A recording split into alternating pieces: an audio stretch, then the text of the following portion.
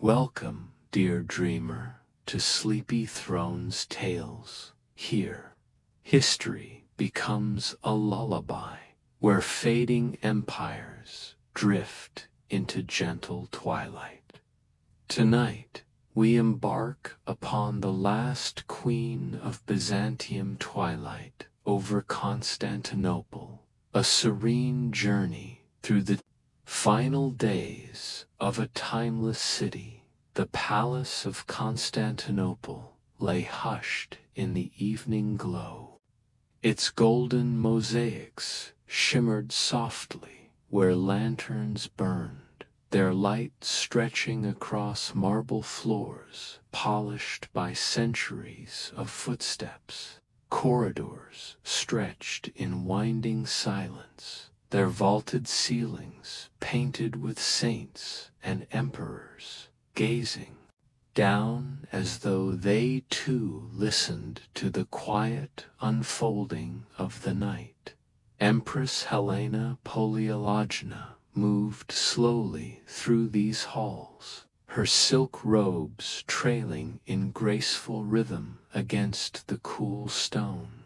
In her hand she carried a bronze lantern, its trembling flame reflected in every polished surface, turning shadows into companions that danced along the walls.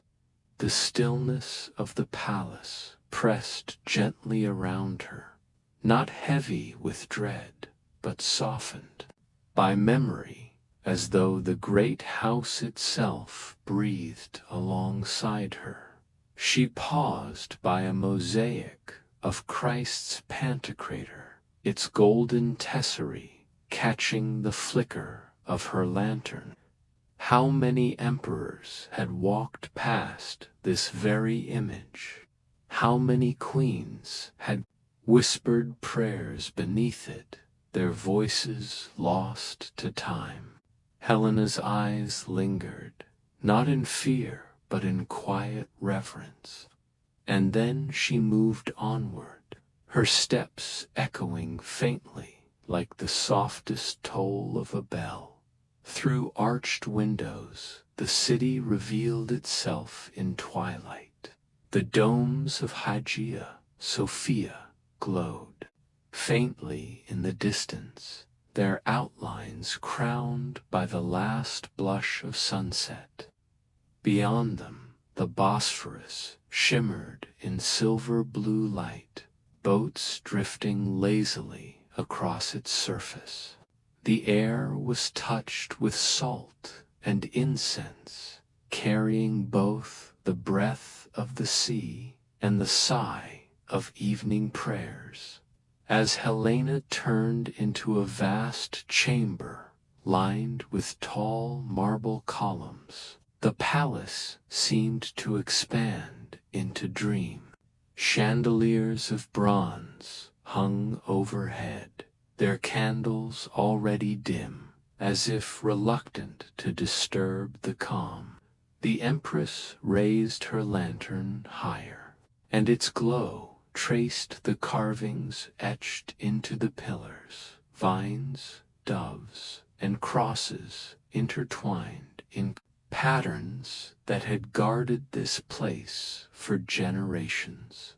She thought of her children, of the emperor, of the endless line of rulers whose names were inscribed in history.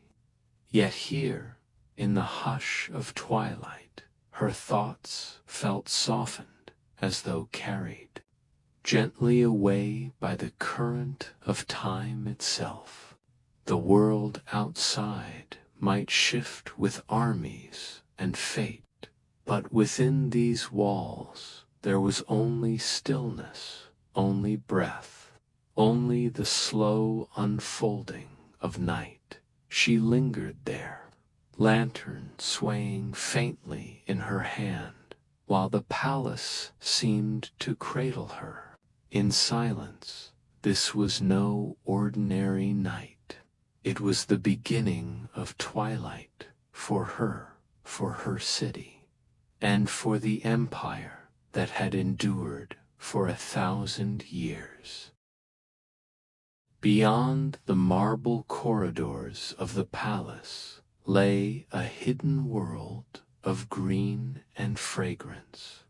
The Empress often sought this place at twilight, when the fading sun gilded every leaf and the air was rich with the perfume of blossoms.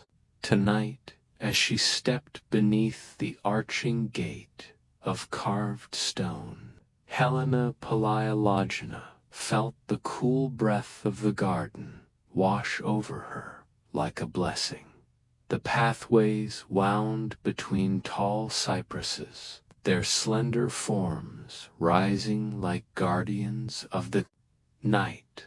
Along the borders grew roses in soft shades of crimson and ivory, their petals heavy with the last glimmers of sunlight. Lanterns had been lit at intervals, their glow catching upon fountains and marble statues, but the overall stillness remained unbroken, a world suspended between light and shadow. Helena walked slowly, trailing her hand along the carved balustrade beside the path. The surface was cool and smooth beneath her touch, worn by centuries of rulers who had strolled here before her. She paused near a fountain whose waters leaped gently into the air before falling with a steady rhythm into the basin. Below, the sound echoed through the garden, mingling with the whisper of leaves stirred by a passing breeze. For a moment, she set her lantern upon the edge of the fountain, allowing its golden glow to shimmer across the rippling surface.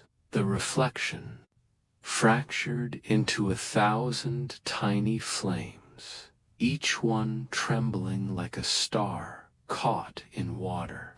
She leaned closer, her veil brushing the marble, and watched the play of light as though the fountain itself were alive with dreams. Somewhere nearby, the faint song of a nightingale began, pure and fragile, threading its way through the stillness.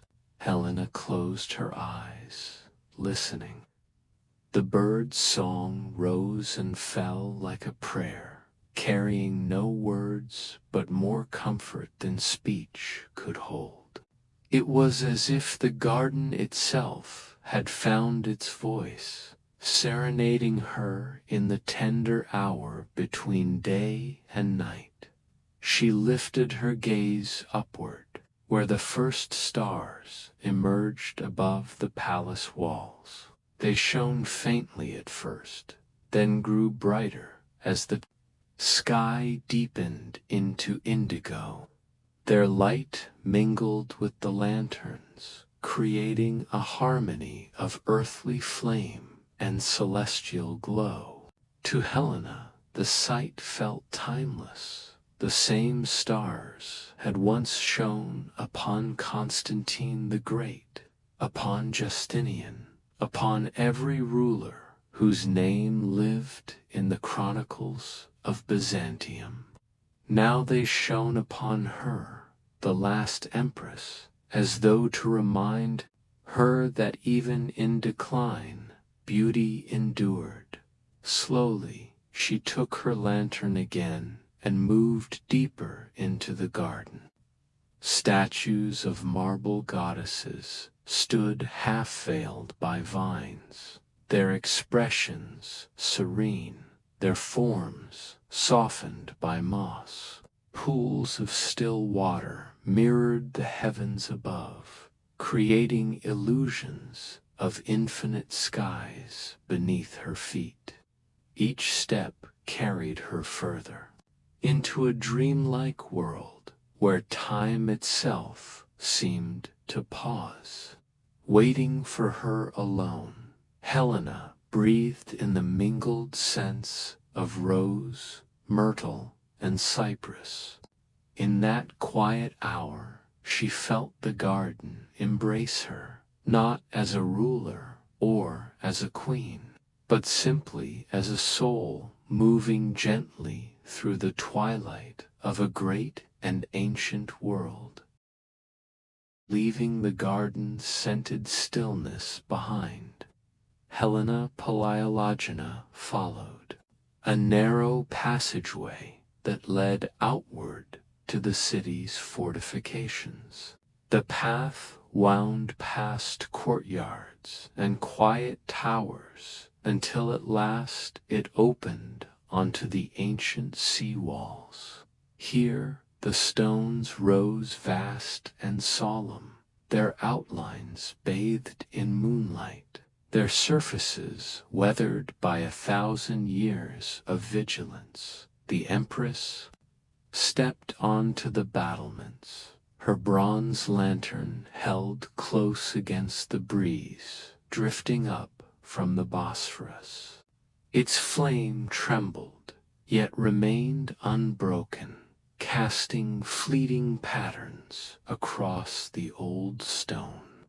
She paused, resting her hand upon the wall's rough surface, and felt beneath her palm the pulse of history itself. Layers of battles won, sieges endured, and knights kept watch by generations of guardians. Before her stretched the waterway, wide and endless, its silver surface rippling under the touch of moonlight.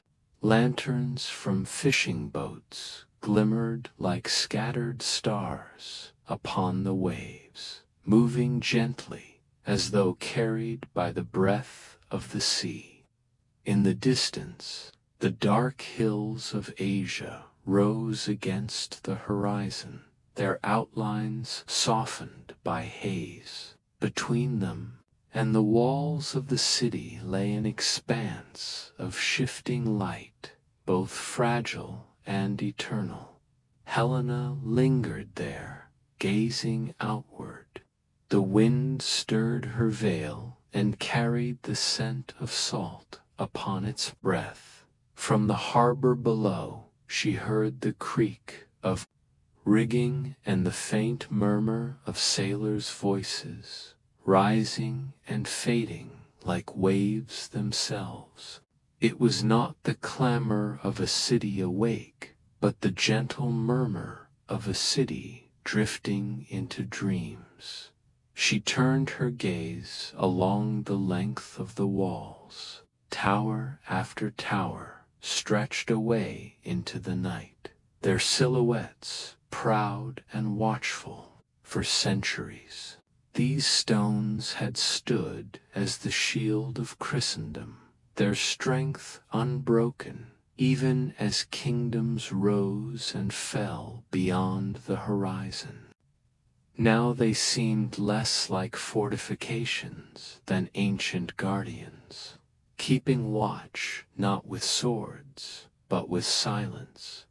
Helena's lantern flickered in the breeze, its glow catching the carvings left by long-ago masons' crosses etched into stone, worn almost smooth by the passage of time. She traced one lightly with her fingertip, feeling the groove beneath her hand. How many unknown soldiers had prayed here, whispering their hopes to the night before vanishing into history. Above her, the sky was deep and endless, a canvas of stars scattered across the darkness. The moon shone steady, laying a silver path across the waters, as though inviting her to step into eternity. For a moment, Helena closed her eyes and listened to the sigh of the sea, the soft crack of banners in the wind, the heartbeat of a city balanced between memory and fate. She stood unmoving, wrapped in stillness, until time itself seemed to fade. The sea walls did not belong to one night, or one century, or one empress. They belonged to all who had stood upon them, gazing outward into the boundless dark. And in that vastness, Helena felt both fragile and eternal, a single flame flickering against the night, yet a flame that still endured. Descending from the mighty sea walls, Helena Palaiologina passed through a smaller gate reserved for the palace guard and followed a lantern-lit path into the heart of the city. The sounds of the sea faded behind her, replaced by a softer murmur, the living breath of Constantinople itself. At this hour, the great avenues lay hushed, but tucked between narrow streets and winding alleys. A night market still lingered awake. Lanterns swayed from cords strung above the stalls, their light, warm and wavering, painting the stone walls with shades of amber. The air carried a mixture of scents, sweet figs, roasted chestnuts, spiced wine, mingling with the faint smoke of oil lamps. The market was not crowded, only a handful of vendors and travelers remained, their voices gentle, softened by the hour. Helena walked slowly among them, her cloak drawn close around her. She needed no crown or entourage here. The anonymity of twilight wrapped her in peace. A merchant with silver in his beard offered her a bowl of honeyed almonds. She accepted one, tasting its sweetness, the flavor lingering like a memory of summer. Nearby, a boy dozed against a stack of woven carpets, the patterns beneath him bright with scarlet and gold, catching the lantern glow like captured sunlight everywhere. She looked. The market revealed little fragments of life, each its own quiet story. A woman with kind eyes poured steaming tea into clay cups for two weary travelers. A man plucked at a lute, his melody slow and soothing, rising above the stillness like a thread of silk drifting on air. A cat padded across the cobblestones, its shadow gliding alongside it, before curling beneath a brazier to bask in the warmth. Helena's steps carried her toward a spice stall, where jars of cinnamon, saffron, and cloves stood in neat rows. The merchant lifted one lid, releasing a fragrance so rich that it filled the night with warmth and memory. She inhaled deeply, letting the scent carry her imagination beyond the city. Two caravans crossing deserts, two ships gliding over the sea, two lands she would never see but could dream of. In this simple breath, she continued on, lantern in hand, pausing to watch a potter at his wheel, shaping a vessel even in this late hour. The clay turned slowly under his fingers, taking form with patience and care, as though time itself obeyed his hands. His face was serene, absorbed in the rhythm of creation, the wheel humming softly beneath the lantern glow. Helena lingered, entranced by the quiet devotion of the work, before moving once more into the winding paths of the market. As she reached the far end, the murmur of voices grew fainter, replaced again by the soft hush of the city night. She turned to look back once. The market stalls, glowing like embers, scattered across the darkness, each lantern a fragile flame holding back the shadows. In that vision, Helena saw not commerce, but the soul of her city, resilient, luminous, unyielding, even in its quietest hours. With her heart soothed and her senses wrapped in the scents and sounds of the market, Helena moved onward, carrying the memory of its gentle life into the night. From the hushed night market, Helena Palaiologina returned toward the palace by a side passage known only to the imperial household. The lantern in her hand guided her steps across a series of marble courtyards, their stones pale under the moonlight. At the far end, a tall bronze door awaited, engraved with saints and scholars, its surface glinting faintly. Beyond it lay a place that had long been her refuge, the imperial library and scrip. The door yielded to her touch with a low creak, and the cool air of the library enfolded her.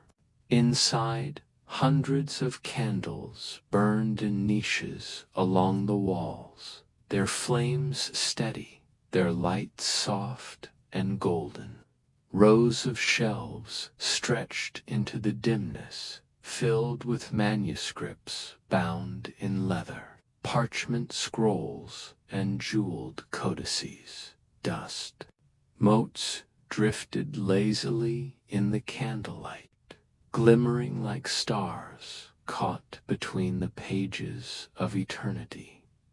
Helena moved slowly among the shelves, her fingertips brushing across the spines.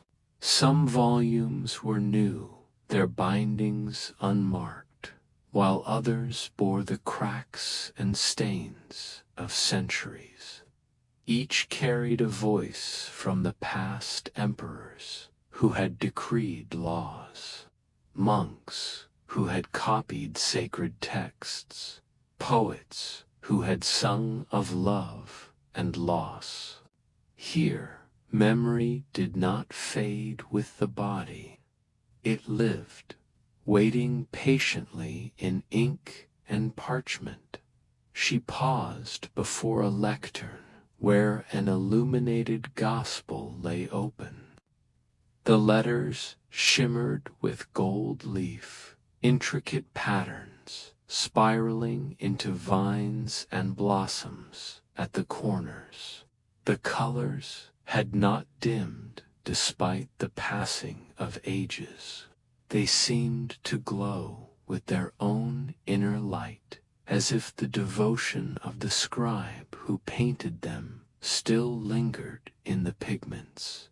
Helena leaned closer, her breath stirring the edge of the page, and felt as though she were touching the hand of someone long vanished, yet still alive within these lines. At the far end of the hall, the scriptorium lay quiet. Wooden desks stood, neatly arranged, quills resting in inkwells, as if the scribes had only just stepped away.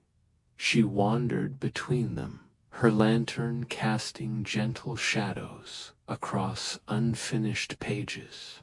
Some showed beginnings of prayers, others lines of poetry, one a diagram of stars mapped across the heavens. Helena lingered over this last one, tracing the circles with her finger. She thought of the night sky outside, of the same constellations shining down over Constantinople, and of how the city itself was like a constellation of human lives, joined together by invisible threads. The silence here was deeper than in any garden or hall. It was not empty but full, filled with the quiet presence of knowledge, memory, and devotion. Helena felt her own thoughts grow slower, her breathing steady, her heart untroubled. Within these walls, the weight of crowns and courts fell away, leaving her only as a seeker of beauty and meaning. She sat at one of the desks, opening a slender manuscript of hymns. The words, though written long ago, seemed to hum faintly as her eyes moved across them, as if the stones of the library themselves still remembered the voices that once sang these lines. She closed the book gently, the sound of its leather cover falling shut like a sigh. Rising at last, she turned back toward the bronze doors. As she stepped into the night again, the scent of parchment and beeswax clung to her like a memory, mingling with the cool air. She carried with her not just the words of the library, but the calm that only timeless wisdom could give, a stillness as enduring as the city itself. From the library's bronze doors, Helena Palaiologina crossed the silent courtyards of the palace and followed a shaded passage that led outward toward the city's most sacred heart. At the end of the way, she emerged before the immense silhouette of Hagia Sophia, the great church, its domes rising against the night sky like a mountain of stone touched by the heavens. The moon poured silver light across its marble walls, softening their outlines, while the vast dome seemed to float weightlessly in the dark, suspended between earth and sky. Torches flickered near the entrance, but the great doors themselves stood unguarded at this hour. Waiting in quiet welcome, Helena approached slowly, her lantern held close. Each step echoed softly against the paving stones, as though the night itself were listening. When she pushed the heavy doors open, they yielded with a hushed groan, and a breath of cool, incense-scented air drifted outward. Inside, the immensity of Hagia Sophia embraced her at once. The lantern's glow reached only a little way, but the moonlight filtered through high windows, falling in pale beams across marble floors that gleamed like water. The space stretched upward into shadow, the great dome disappearing into the night, its vastness suggested only by the faint shimmer of mosaics, saints, and angels, their golden faces half hidden in the dimness. Helena walked across the marble floor, her steps slow, her breath hushed. The silence here was unlike any other, not empty, but filled with presence, as though the stones themselves remembered centuries of prayer. She paused before the ambo, where emperors had once stood during divine liturgy, and placed her lantern. upon the polished rail. Its glow cast long reflections across the floor, mingling with the shafts of moonlight until it seemed that stars themselves had descended into the church. The mosaics along the apse caught the faint light, their glimmering like fragments of dawn. She gazed at the image of the Virgin and Child high above, the colors muted by shadow yet still radiant, their serenity unchanged despite all the centuries of time and turmoil. The sight filled her heart with both tenderness and sorrow, for here, within these walls, eternity and impermanence met. She walked further into the side aisles, where marble columns rose like a forest of stone. Their capitals bloomed into intricate carvings, lacework frozen in white, shadows weaving between them like drifting veils. The faint sound of a dove's wings stirred high in the rafters, echoing softly before fading again into silence. Helena paused near a pool of moonlight that spilled across the floor from a high window. She stood within it, letting the pale glow wrap around her, and closed her eyes. In that stillness, she felt her burdens lighten, as though the weight of crowns and titles had slipped away. She was not empress, not consort, not ruler. She was simply a soul standing in the heart of the great church, one among countless others who had come here across centuries, each carrying their hopes and fears into the embrace of this vast silence. At length, she returned to her lantern, lifting it once more. Its flame was small compared to the immensity of Hagia Sophia, yet it glowed faithfully, unyielding in the dark. She carried it with her as she stepped back toward the doors, leaving the church as quiet as she had found it, eternal, waiting, radiant even in shadow.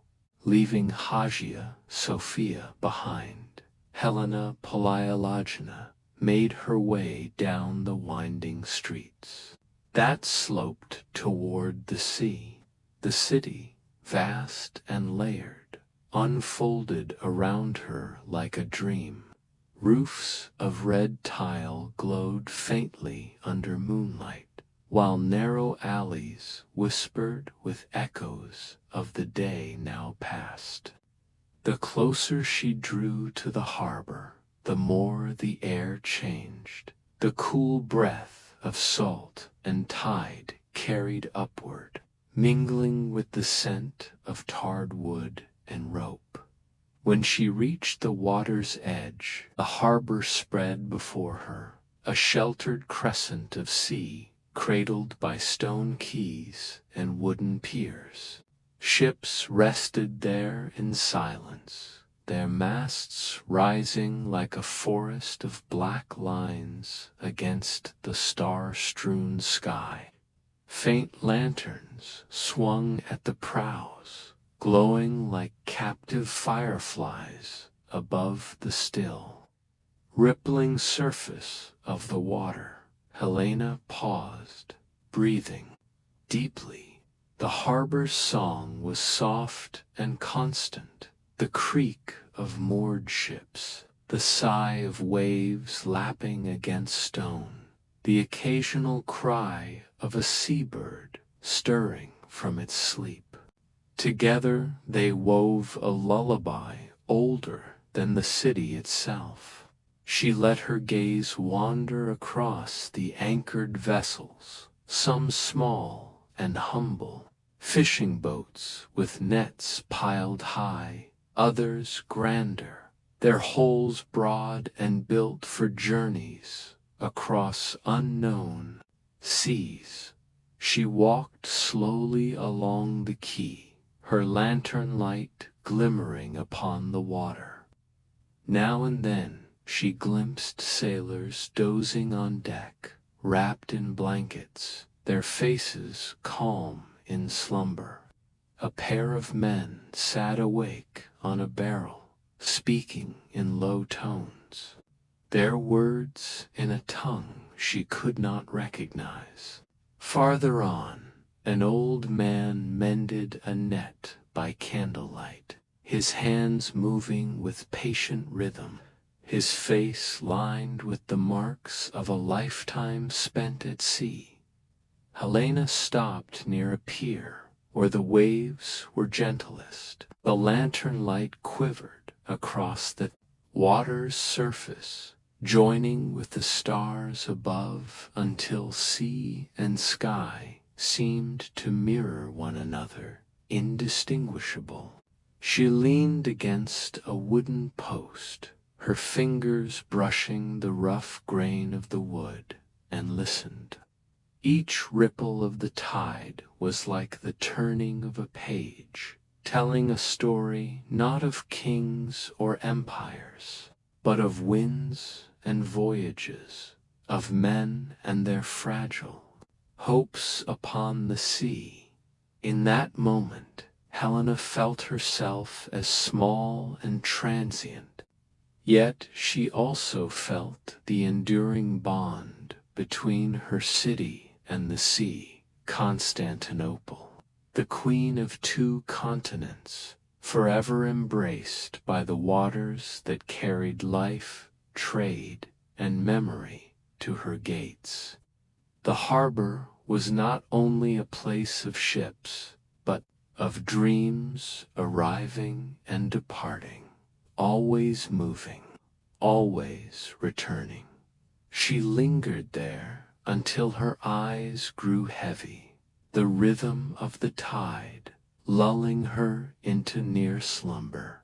The sea's voice wrapped around her like a cloak, whispering of distant lands and endless horizons. With a final look at the lanterns drifting upon the dark, she turned back into the city, her own small flame guiding her way up the quiet streets. Once more, from the harbor, Helena Palaiologina turned her steps inland, following narrow lanes that curved like rivers between the city's quarters. The night air grew cooler as she ascended, her lantern casting a golden circle upon the stones beneath her feet. Soon the streets opened into a wide open space, the Forum of Constantine, once the bustling heart of the city, now lying hushed beneath the stars. The square stretched broad and quiet, its outlines softened by shadow. At its center rose the great column of Constantine, a towering shaft of porphyry blocks stacked one upon another, their surfaces dark and ancient, their iron bands glinting faintly in the moonlight. At its summit, once had stood a colossal statue of Constantine himself, robed as the sun god, gazing eternally over his city. Though storms and ages had weathered it, the column remained a sentinel of the empire's first emperor and its enduring dream. Helena approached slowly, her steps echoing in the stillness.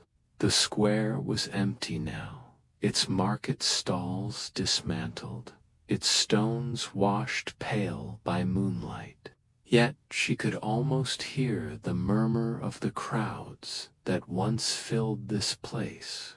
Merchants crying out their wares, children chasing one another, heralds proclaiming decrees. The echoes of centuries seemed to linger here, as though carved into the very air. She paused at the base of the column, tilting her head back to follow its immense height into the night sky. The stars shimmered above, their light mingling with the faint glow of her lantern, until the column seemed to pierce the heavens themselves. She rested her hand upon its cool surface, feeling the roughness of the stone, the weight of time beneath her touch. For a moment she imagined Constantine, the founder, standing here on the day of dedication. The city new and shining, the empire, strong and unbroken. Around the edges of the forum, shadowed porticos stood silent, their arches worn smooth by countless feet. Vines had crept along the stones, softening their lines, as though nature itself had taken the square into its gentle keeping. The stillness was not empty, but tender, as if the city wished to cradle its memories in quiet rather than abandon them. Helena lowered herself onto a marble step, setting her lantern beside her. Its flame glowed against the stone, casting a warm pool of light around her feet, while the rest of the square stretched vast and dark. She closed her eyes and let the silence enfold her. The faint rustle of leaves, the whisper of wind against the column, the distant sigh of the sea. These were the voices of Constantinople now, softer but no less enduring than the shouts of emperors or the chants of triumph. When she opened her eyes again, the column still towered above her, steady, eternal, as if time itself had paused in its shadow. She rose, lifting her lantern once more, and offered a silent thought of gratitude, not only to Constantine, but to the countless souls who had walked this forum, each leaving an unseen trace upon the stones. Then, with a slow, steady step, she departed the square, her small flame moving away like a star drifting into the distance. From the quiet shadow of the forum, Helena Palaiologina turned onto the mazy Constantinople's great ceremonial avenue. In daylight, it was the spine of the city, alive with merchants, parades, and pilgrims. Tonight, beneath the gaze of the moon, it stretched, silent and solemn, its marble paving stones gleaming faintly, like a river of pale silver flowing through the city's heart. Her lantern glowed softly, its circle of light playing upon the stonework as she walked. To either side, colonnades rose in long, unbroken lines, their arches framing the street like guardians of another age. Shadows gathered deep within those arches, where shop fronts and workshops now slumbered behind closed shutters. Occasionally, the faint fragrance of spices or leather lingered, memory of the day's commerce still drifting in the air. Helena paused beneath one arch, where a mosaic shimmered faintly in the lantern light. Its tiles, though worn, still formed the figure of a saint, one hand raised in blessing over all who passed this way.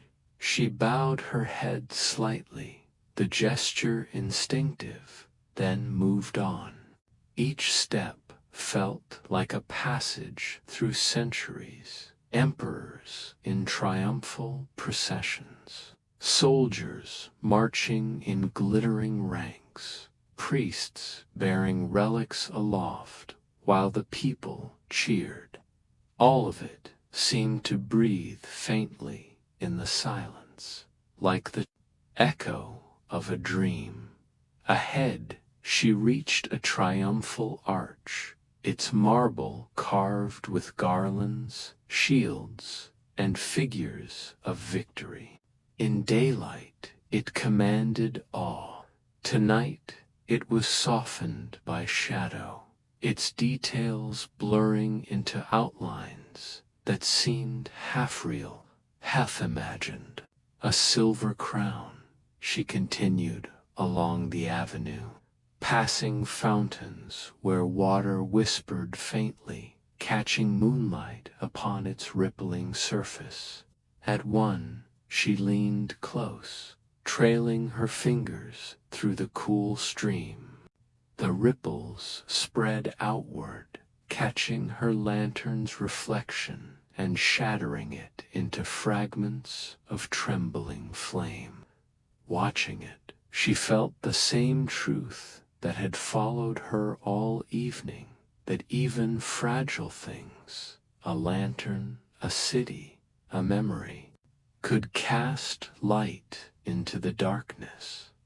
At length, she came to a widening of the street, where statues stood upon high pedestals, their forms pale against the night. One was of an emperor long forgotten, his face worn smooth by time, his hand raised in a gesture of command. Another was of a goddess, her robe flowing, her gaze lifted toward the stars. Together, they watched over the empty street, eternal witnesses to its changing tides. Helena lingered there, listening. The silence of the Maisie was not the silence of abandonment, but of rest. The city was sleeping, its great avenue lying in dreams, waiting for the dawn when life would return once more. She smiled faintly, feeling both the weight of history and the gentleness of the present moment, and with steady steps she moved onward, her lantern swaying softly at her side. The great avenue narrowed again as Helena Palaiologina passed beyond its arches, and soon she came upon a vast, half-forgotten complex of marble walls and columns. The lantern in her hand revealed carved reliefs of athletes and gods, their outlines softened by shadow and time. Before her rose the hushed remains of the baths of Zeuxippus, once a jewel of the city's leisure, where senators, generals, and poets had gathered to refresh both body and spirit. Now, at midnight, the baths stood silent, their vast halls echoed only with her footsteps, the sound magnified beneath domes that still held fragments of painted ceilings. The air was cool and heavy with the scent of damp stone. Pools that had once steamed with warm water now lay empty, their marble basins cracked but still elegant, their edges glistening faintly under her lantern's glow. Helena stepped into the central hall, where pillars of green marble rose high into the shadows. Between them stood niches that once held statues of heroes, emperors, philosophers. A few still remained, though weathered. She paused before one, a fragment of a reclining river god, his beard chipped, his hand missing, yet his face serene, gazing as though into eternity. The flickering lantern light gave him life, his eyes seeming to glimmer as if aware of her presence. She walked onward, her footsteps soft upon the worn floor. The silence here was not empty, but full of whispers, the echoes of laughter, the murmur of voices that had once filled these spaces. Senators debating in quiet tones, merchants boasting of their travels, poets reciting verses as steam curled upward into the domes. Helena closed her eyes for a moment, and it was almost as if she could hear them, faint but alive, woven into the stones themselves, at one basin. Long dry, she set her lantern upon the marble edge and leaned over. Moonlight filtered through a broken window above, falling into the basin where shadows pooled like water. She imagined it filled once more, its surface shimmering, warm steam rising in gentle clouds. The vision was so vivid she could almost feel the warmth against her face. Though the air around her was cool and still, she lingered there, breathing deeply, allowing the silence to soothe her. The baths had been a place of renewal once, and even in ruin they offered her a kind of renewal still. Not of the body, but of the spirit, a reminder that beauty could linger even in fragments, and that the city's greatness was not only in what endured, but also in what was remembered. When at last she lifted her lantern and turned back toward the entrance, she felt lighter, as if she had bathed not in water, but in memory. The halls of Zeuxippus faded behind her as she stepped once more into the night, carrying with her the quiet strength of a place that still dreamed, even in silence.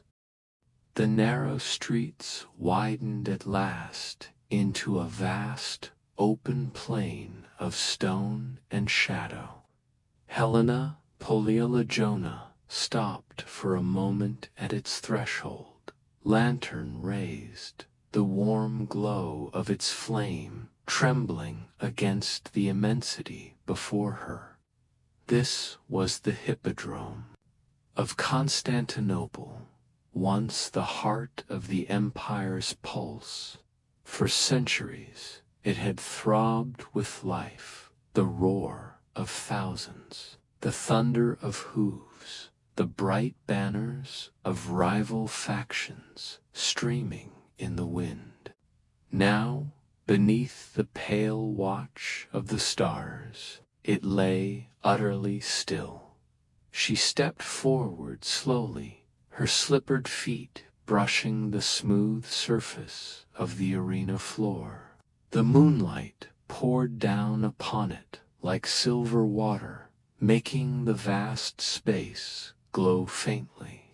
Where once chariots had raced in a blur of speed, now silence stretched endlessly.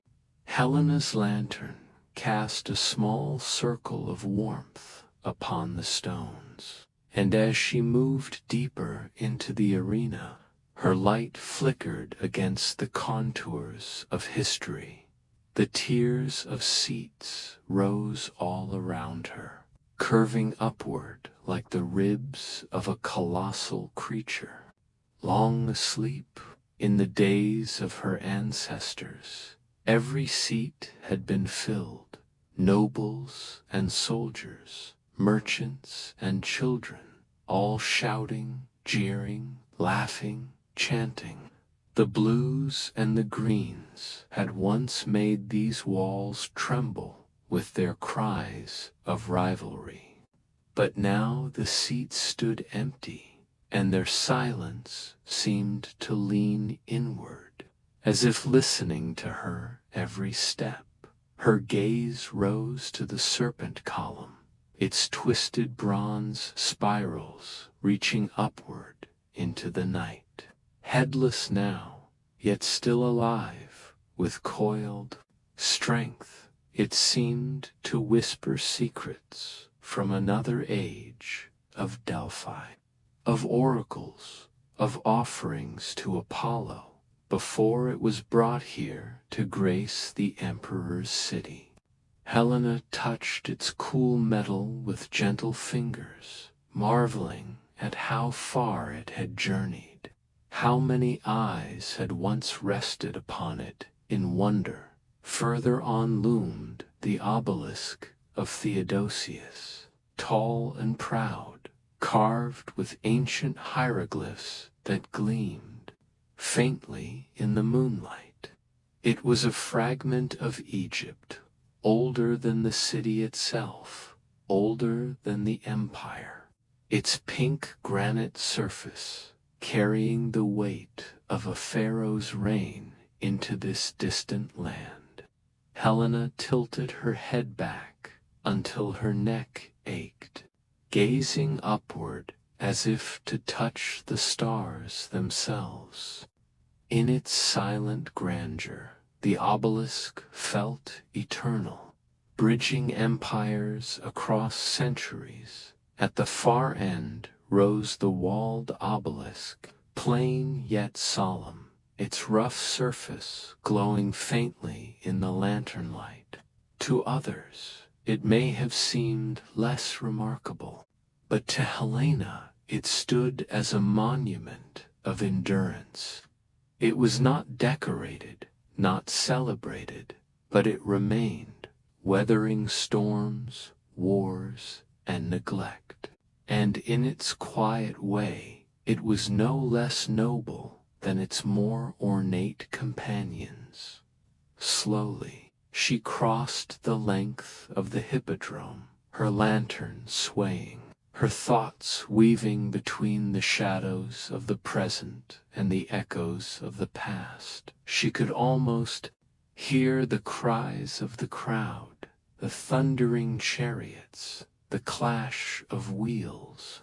The sounds brushed against her imagination like the faintest breeze, not loud, not overwhelming, but present, a dream of a city that still lived within its stones. At last, Helena reached the area where the imperial box once stood, overlooking the races in all their glory.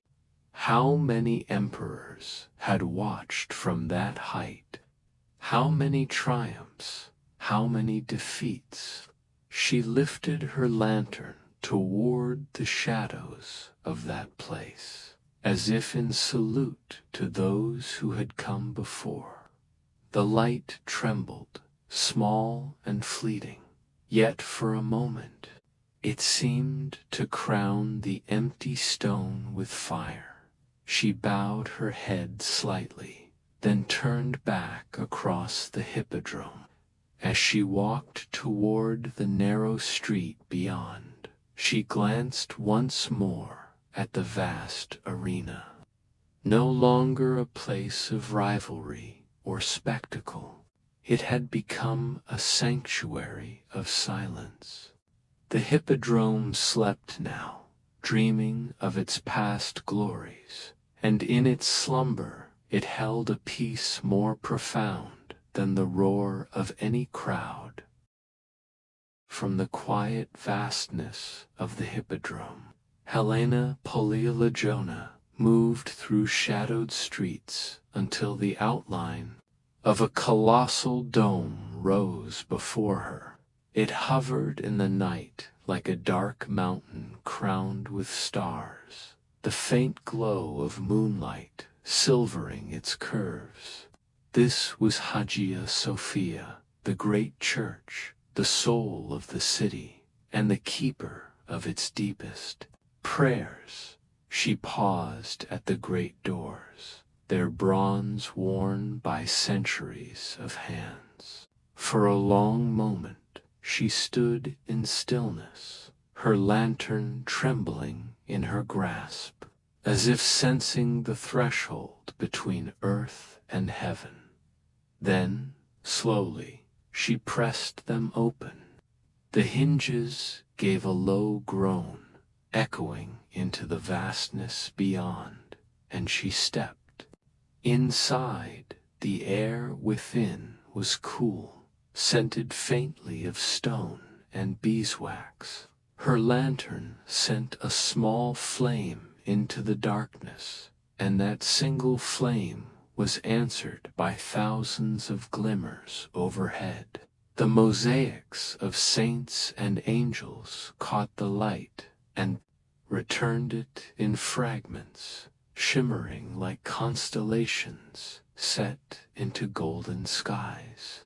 High above, the dome of Hagia Sophia soared, barely visible, yet its immensity could be felt, as if the night itself were cradled beneath its curve. Helena's footsteps fell soft upon the worn marble floor, where the stones bore the imprints of countless pilgrims, emperors, and priests who had walked this path before her. Each step carried with it the hush of centuries. She approached the great nave, and there, in the stillness, the sound of her breath echoed as though magnified by invisible choirs at the apse. The great mosaic of the Virgin and Child lingered faintly in the shadows.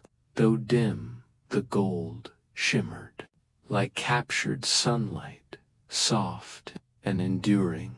Helena stood before it, bowing her head, her heart quiet. She whispered no words, for none were needed. In this place, prayer seemed to rise unbidden, woven into the very stones. A faint draught stirred the air, and somewhere high above, a chain of lamps swayed gently, their small flames flickering like stars caught in glass. The faint light traced across marble columns, green porphyry and veined white, that rose like pillars of a forest, supporting the vastness of heaven's canopy. Helena moved to the omphalion, the circular pattern of inlaid stone where emperors had been crowned. She set her lantern down upon its edge, and the flame glowed across the marble circles and stars. For centuries, this had been the place where power was bestowed, where rulers had stood robed in purple and crowned in gold. Now it belonged to silence alone. Helena lowered herself to sit upon the cool stone, her skirts pooling softly around her. She closed her eyes and let the vast stillness of the church envelop her. Time seemed to fade within Hagia Sophia. Minutes, hours, they lost meaning beneath the dome that felt eternal. Helena's lantern burned steadily beside her, a fragile flame that seemed at once small and infinite in this holy space. She breathed slowly, each breath lighter than the last, until the silence itself seemed to carry her. when she rose again. She carried the calm of the great church within her.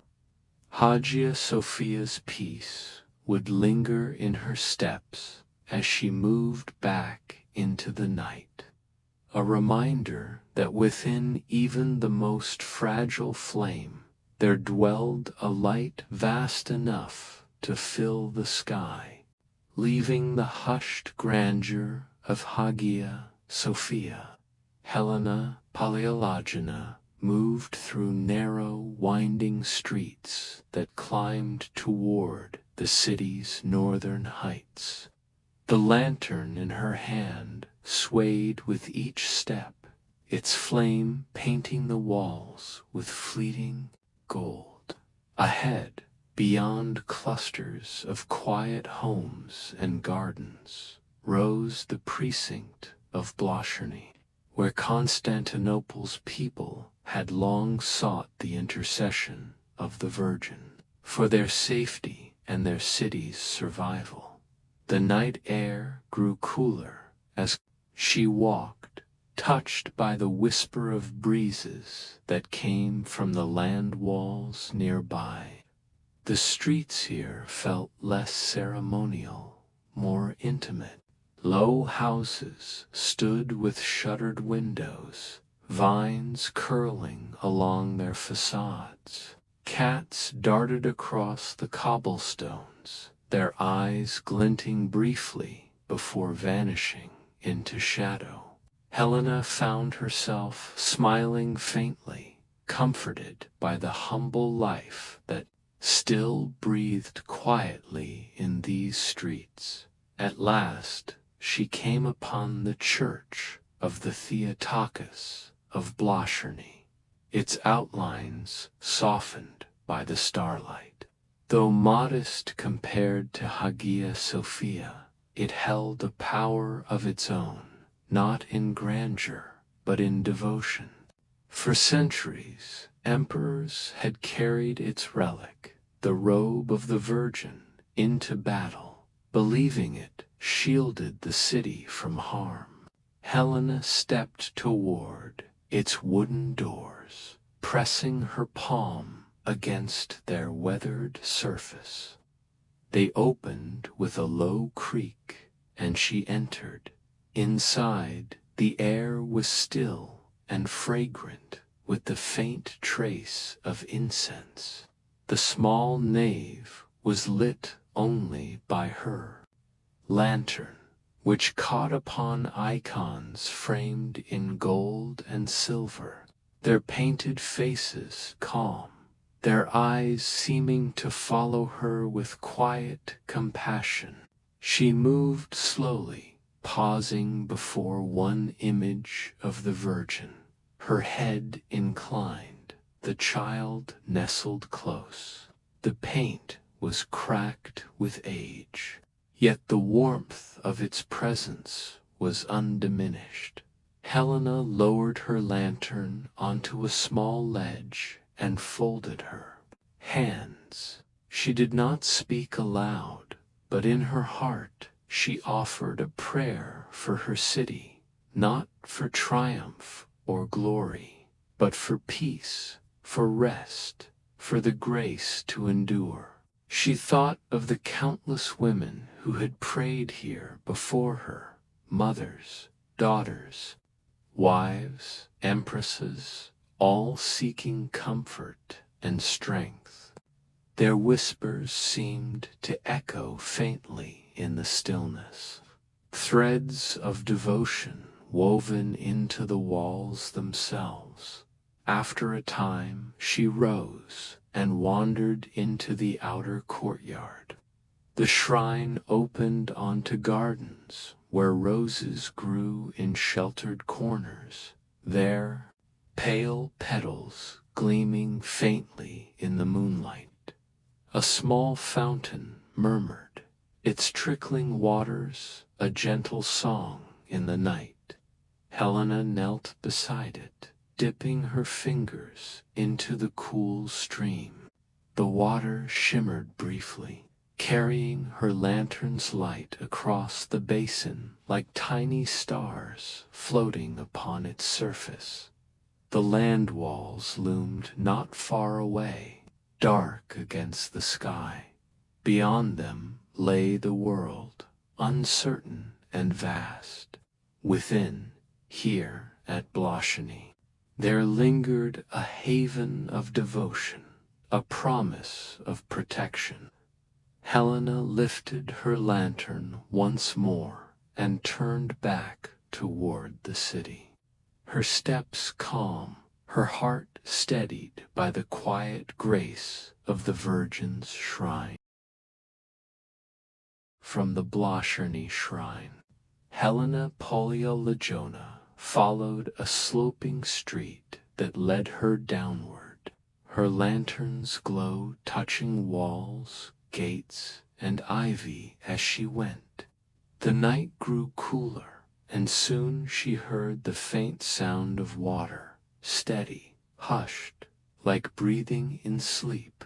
At last the houses parted, and the vast curve of the Golden Horn spread before her. The inlet shimmered under moonlight, its surface rippling with silver reflections. Ships rested in the harbor, their masts rising like a forest of shadows, their rigging whispering faintly with each passing breeze. Some were grand merchant vessels, their prows carved with figures of lions or saints, while others were humbler fishing boats, gently rocking in the tide. All were quiet now, their crews asleep, the water cradling them in silence. Helena walked along the quay, her footsteps soft upon the worn stones. The scent of salt and tar lingered in the air, mingled with faint traces of spice and grain that had passed through the harbor by day. She paused by a mooring post, where ropes stretched taut into the darkness, holding a galley in place. Its painted eyes stared outward over the waters, unblinking, as though watching for dawn. The stillness here was deep, yet not empty. The Golden Horn was never truly silent. The water lapped gently against stone. A gull cried faintly in the distance, and the creak of wood carried softly across the night. These sounds wove together into a rhythm like a lullaby, calming in its constancy. Helena lifted her lantern and peered across the inlet. On the far side, the lights of Galata glimmered faintly, scattered jewels upon the dark shore. Towers rose against the sky, their outlines softened by distance, while the faint clink of chains drifted across the water. The great defensive boom chain that stretched across the harbor's mouth, lying heavy yet unseen. It was a reminder of the city's vigilance, though tonight it seemed only a sleeping guardian. She found a stone bench near the water and lowered herself upon it, setting the lantern beside her. For a time, she simply watched. The ripples of the Golden Horn shimmered endlessly, carrying reflections of moon and mast, of ship and star. The water seemed to speak its own language, one of patience and memory. For it had seen generations come and go, merchants and emperors, triumphs and sieges, yet it endured, always flowing, always dreaming. Helena trailed her fingers along the stone edge, letting the coolness seep into her hand. She thought of her ancestors who had stood upon these same shores, gazing out at the same waters, their hearts filled with hopes or fears. Now, in this quiet hour, she felt connected to them, as though the harbor itself had gathered all their thoughts and held them gently, offering them back as a soft embrace. When at last she rose, she carried with her the calm of the golden horn. Its lullaby lingered in her steps as she turned once more toward the city's heart. The lantern's glow swaying beside her like a star that had chosen to walk the earth. From the lapping waters of the golden horn, Helena Palaiologina climbed once more into the city, following streets that wound upward through quiet districts. Her lantern swung gently with each step, throwing soft arcs of gold upon doorways and paving stones. The higher she climbed, the more the night seemed to open, until at last she entered a wide, open square where shadows fell back, and the Forum of Constantine revealed itself. At its center rose the column of Constantine, tall and proud, its great drums of porphyry stacked one upon the other, bound with iron rings. Against the pale sky, it seemed to pierce the heavens themselves. Once, a statue of Constantine had crowned its summit, the emperor, dressed as Apollo, gazing eastward, over the city he had founded. That statue was long gone, toppled by storms and time, but still the column stood, its bulk defiant, its presence commanding. Helena paused at the edge of the square, the lantern in her hand, flickering in the night breeze. Around her lay the remnants of what had once been the empire's ceremonial center. Here emperors had addressed their people, triumphs had been celebrated, laws had been proclaimed.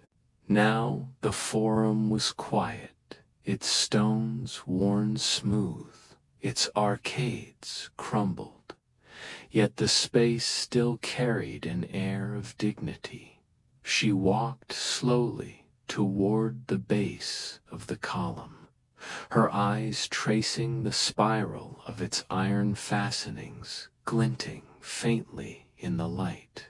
In the silence, she could almost hear the voices of the past, not loud, but murmuring like echoes through a dream.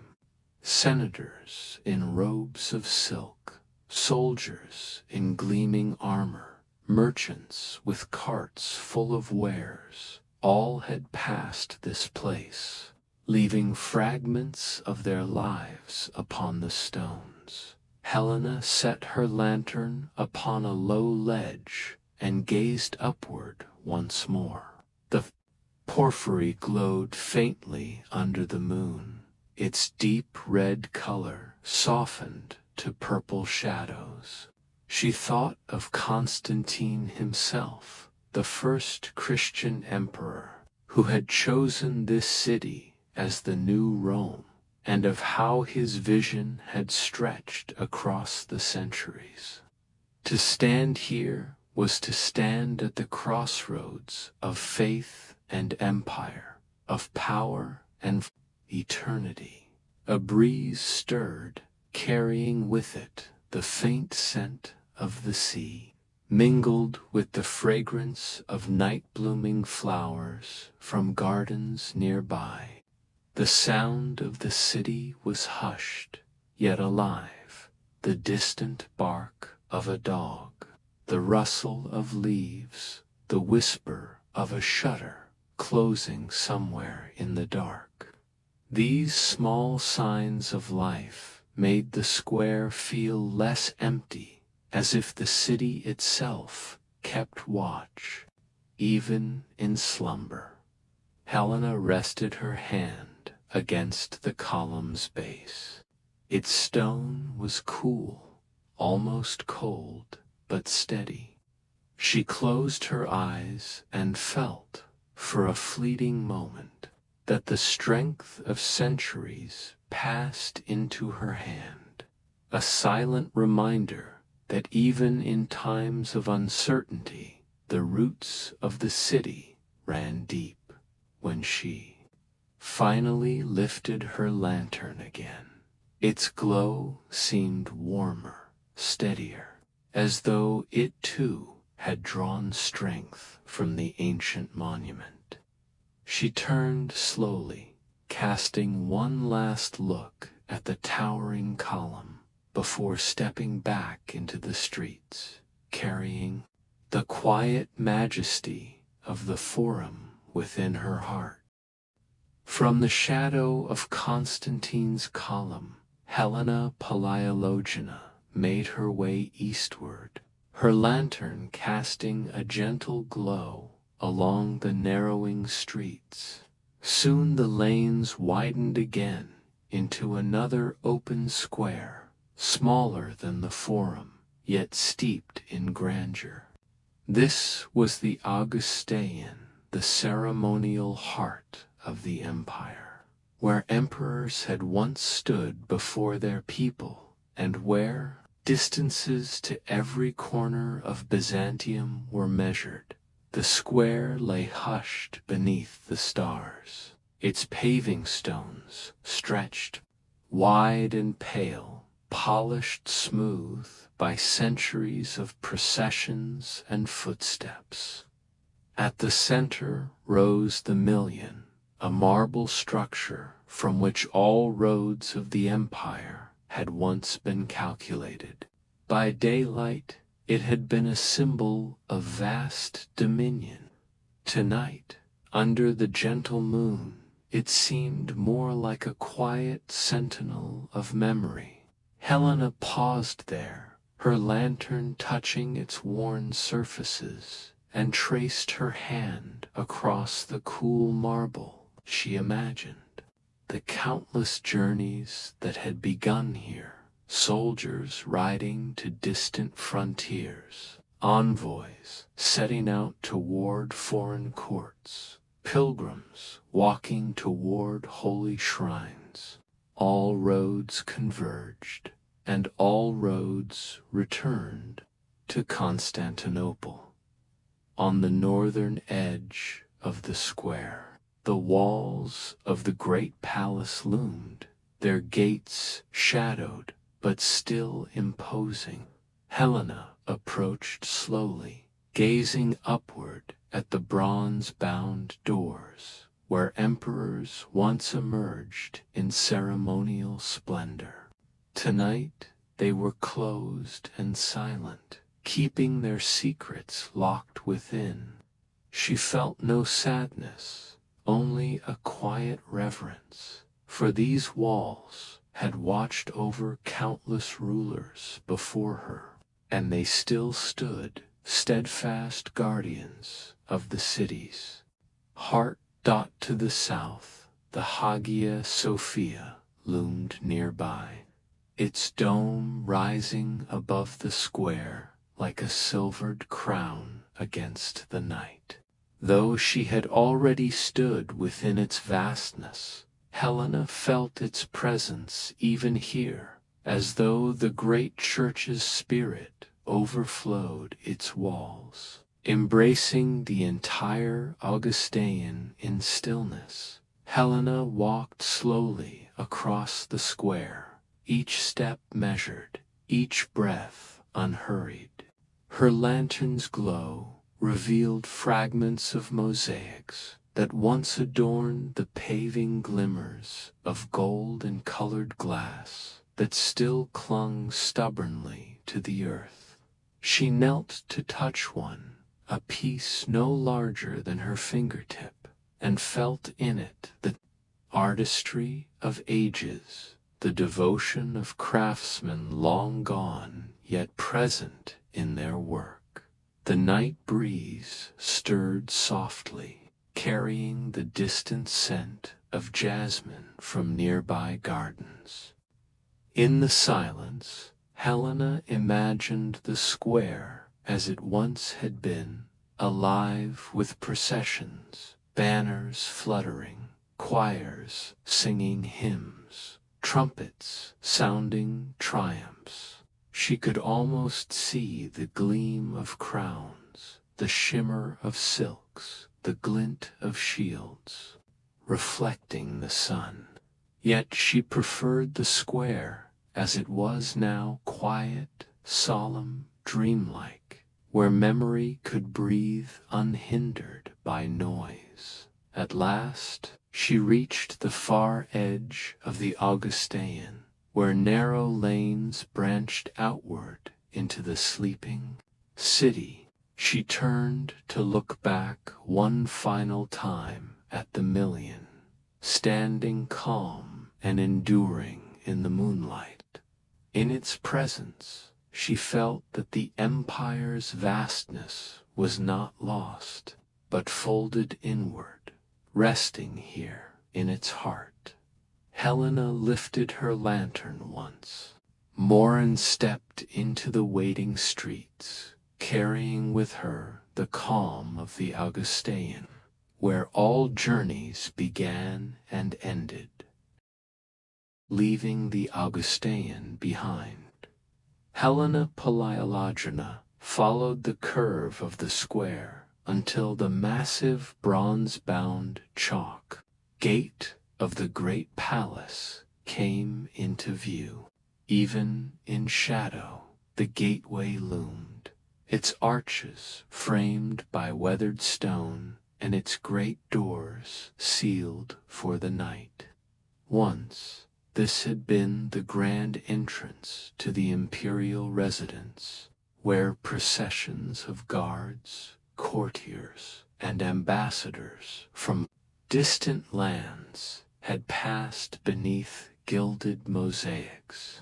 Now, only the faint glow of Helena's lantern played across its surface, revealing fragments of faded splendor above the arch. Traces of mosaic still clung to the stone, saints and angels whose golden tesserae caught the flicker of her light. Their eyes, though dimmed by centuries, seemed to look down in quiet blessing, watching over the gate even in stillness. Helena stood beneath them, her breath steady, her heart slow, and imagined how countless emperors had stood here before her, waiting to step into ceremonies that bound faith, power, and destiny together.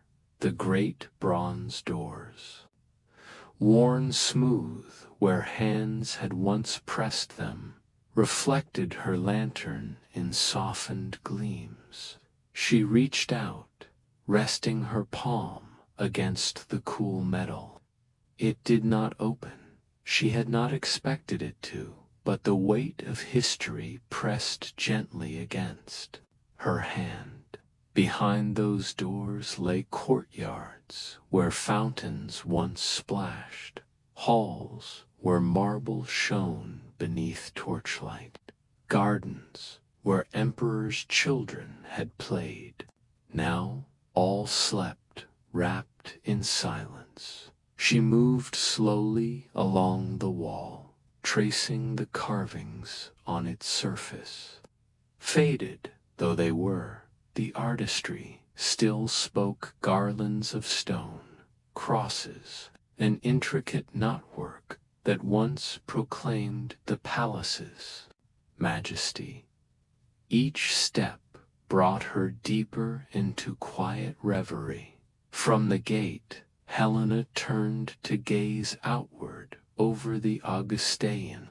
The vast square stretched beneath the night sky, lantern-lit shadows long upon its stones.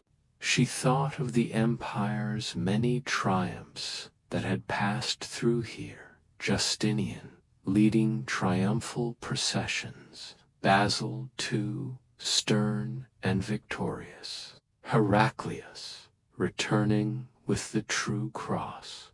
All had once walked beneath the chalk gate, now sealed. Against the world, the air stirred with a faint breeze, carrying the scent of sea salt from the Marmara and the faint smoke of distant hearth fires.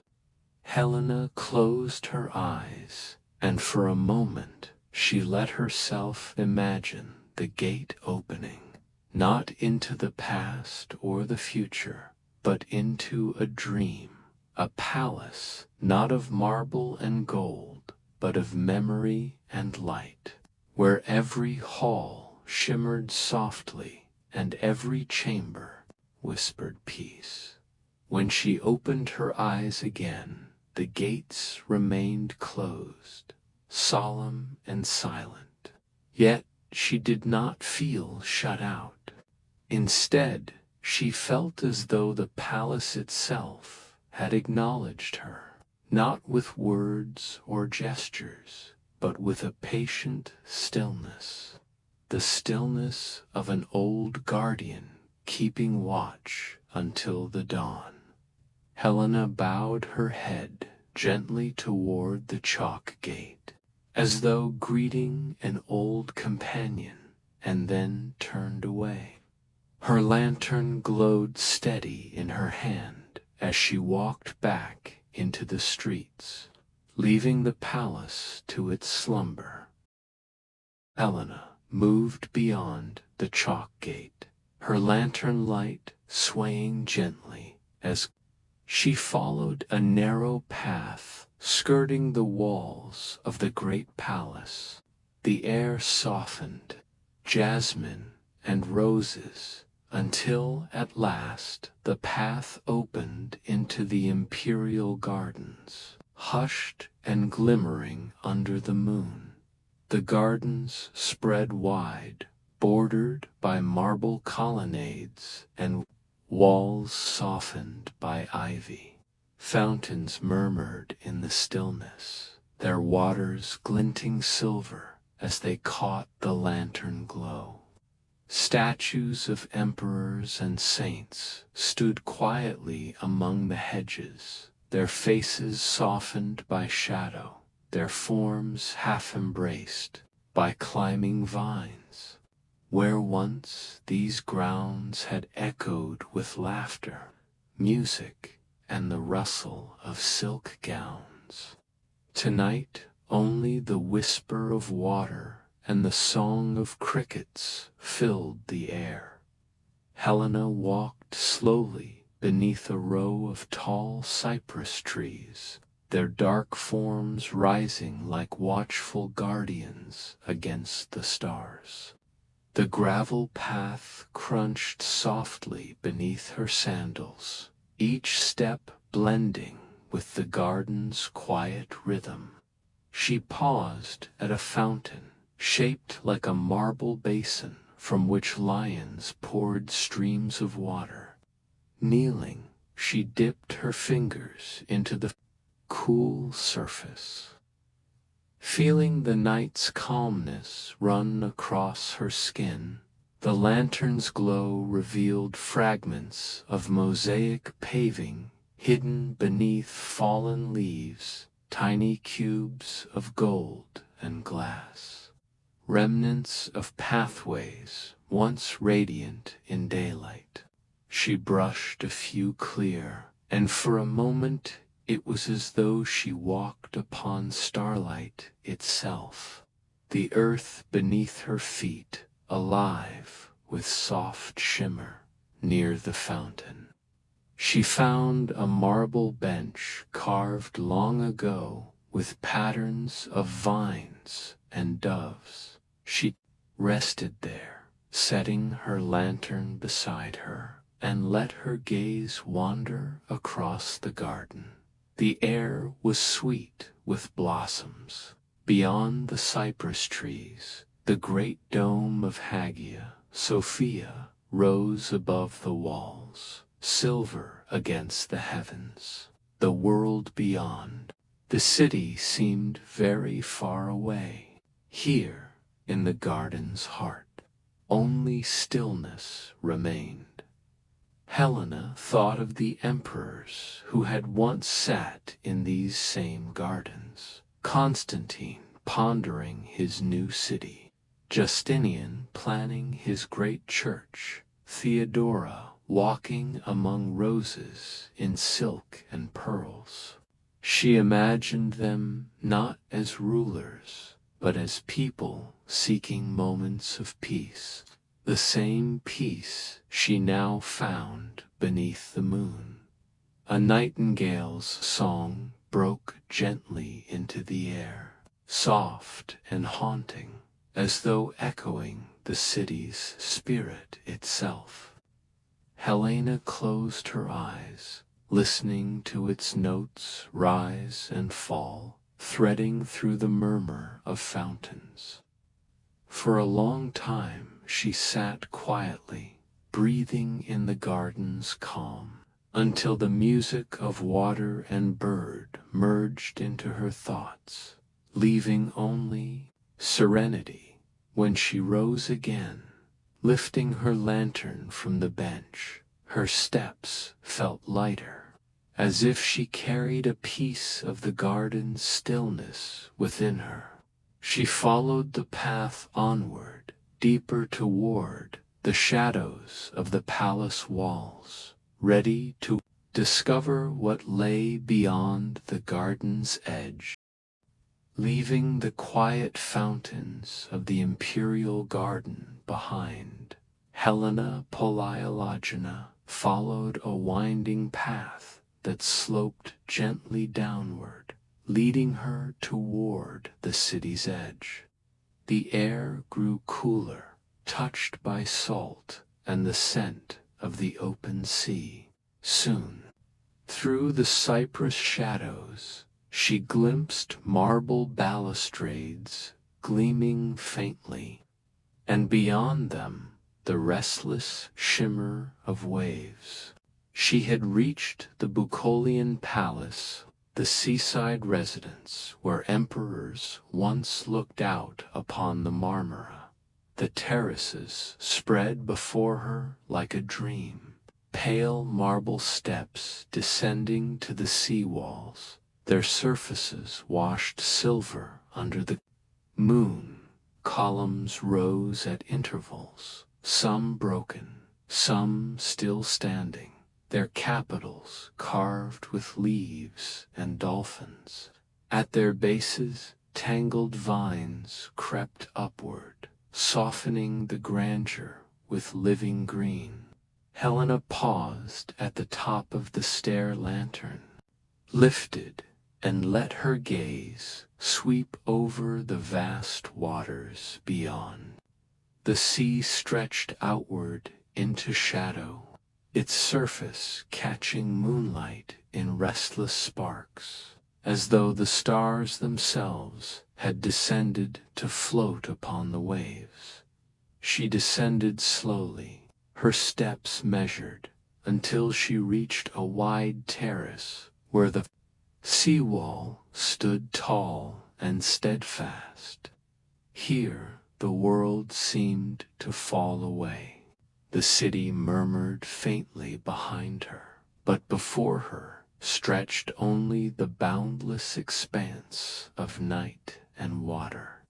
A breeze rose, carrying the tang of salt and the soft crash of waves against stone. Helena closed her eyes, breathing deeply, and felt her thoughts dissolve into the rhythm of the sea. On one side of the terrace stood a carved marble lion, weathered but still proud. Its gaze was fixed outward, as though guarding the empire's waters even in slumber. She set her lantern beside it, the light catching the faint contours of its mane, and imagined the many nights when emperors had walked here, pausing to rest their hands upon the same cold stone, watching ships come and go from the harbors. Leaning upon the balustrade, Helena gazed into the dark. A ship's lantern glowed faintly in the distance, swaying upon the horizon like a solitary star. She wondered from where it came, perhaps from the islands of the princes, perhaps farther still, from Asia or the Black Sea. Every vessel that approached this city carried with it a story, a fragment of the world beyond, bound by invisible threads to Constantinople's heart. The terrace beneath her feet still bore faint mosaic patterns, waves, dolphins, and curling vines, fragments of artistry that celebrated the sea itself. She traced them with her sandal, the designs faint but enduring, much like the city that had cherished them. The wind stirred again, stronger now, tugging at her cloak and rippling the lantern flame. Helena stood tall against it, the night pressing around her, and felt not loneliness, but belonging. The sea and the city, the stones and the stars, all seemed bound together, carrying her gently in their embrace. At last she lifted her lantern, once more bowed her head slightly to the marble lion, and turned back toward the shadowed gardens. The Bucolion would keep its silent watch over the waters, as it always had, while she continued her quiet passage through the sleeping empire. From the terraces of the Bucolion, Helena Palaiologina descended a narrow stair carved into the stone, her lantern lighting each worn step. At the bottom, the path opened onto the sea walls of Constantinople, immense fortifications that stretched along the shore, keeping watch over the restless waters of the Marmara. By day, these walls stood as guardians of the empire, their towers, stern against the horizon. Tonight, beneath the stars, they seemed gentler, not walls of war, but pathways of peace. The stone beneath her sandals was cool and uneven, worn smooth by centuries of sentries who had once walked here. To her right, the sea spread vast and unbroken, its waves murmuring against the base of the wall. To her left, the sleeping city rose in layers of shadow and dome, its silence deep but not empty. Helena walked slowly, her lantern glow brushing across the stones, every step carrying her further along the city's edge. A tower rose ahead, its silhouette bold against the silver horizon. She climbed its shallow stair, pausing at the top to gaze outward. From here, the view stretched endlessly, the dark mass of the islands faint upon the horizon, the curve of the coast gleaming faintly in the moonlight, and above it all, the stars, burning with quiet majesty.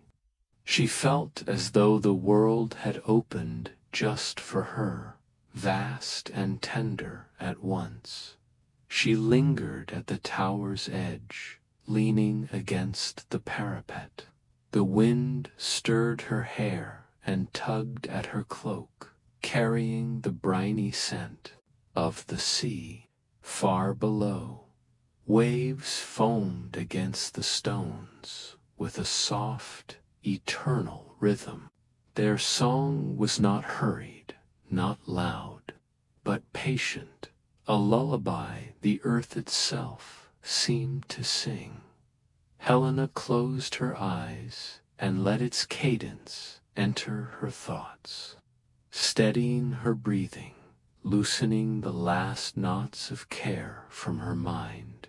When she opened her eyes again, she lowered her lantern, allowing the stars and the moon to light the wall. Their silver glow touched the stones in ways no flame could, making them seem alive with quiet radiance. She walked onward, her steps light, as though she drifted rather than walked. Each tower she passed stood like a silent guardian, watching over the city and the sea alike. In one place she paused to kneel, brushing her hand across the rough stone.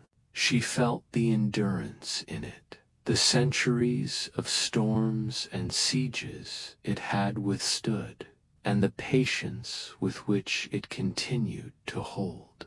The walls did not boast or speak, yet they carried a strength beyond words, a strength Helena felt settling gently into her own heart. At last, she stopped midway along the stretch, gazing back toward the terraces of the Bucolion and forward toward the long curve of the city. Lantern held close. She stood upon the wall as though poised between two worlds, the sea's eternal vastness and the city's ancient heart. In that moment, she felt herself part of both, belonging fully to neither, yet loved by both. She smiled softly to the night, turned, and continued her walk. The walls, stretching ahead like a dream path laid only for her. From the long walk upon the sea walls, Helena Palaiologina turned her steps northward, following a winding road that carried her gradually upward toward the Blascherny quarter, where the land curved toward the Golden Horn. The air grew cooler as she moved inland, touched by the scent of earth and grass rather than salt and sea. Her lantern swayed gently, its light spilling across walls of stone and wooden houses that leaned together like companions in sleep. At last, the walls parted, and before her opened the quiet expanse of the Blascherny. Here, at the city's edge, history gathered like a river. To one side rose the remains of the palace of Blascherny, once a favored residence of emperors in later centuries. Its outlines were dim in the moonlight, its towers softened by shadow, but even in its stillness it retained an air of dignity, as though watching over the land. To the other side lay the church of Saint Mary of Blascherny, famed for the holy robe of the Virgin, which once had been carried in processions to defend the city.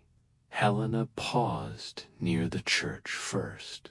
Its walls, built of alternating layers of stone and brick, caught her lantern glow in soft bands of color.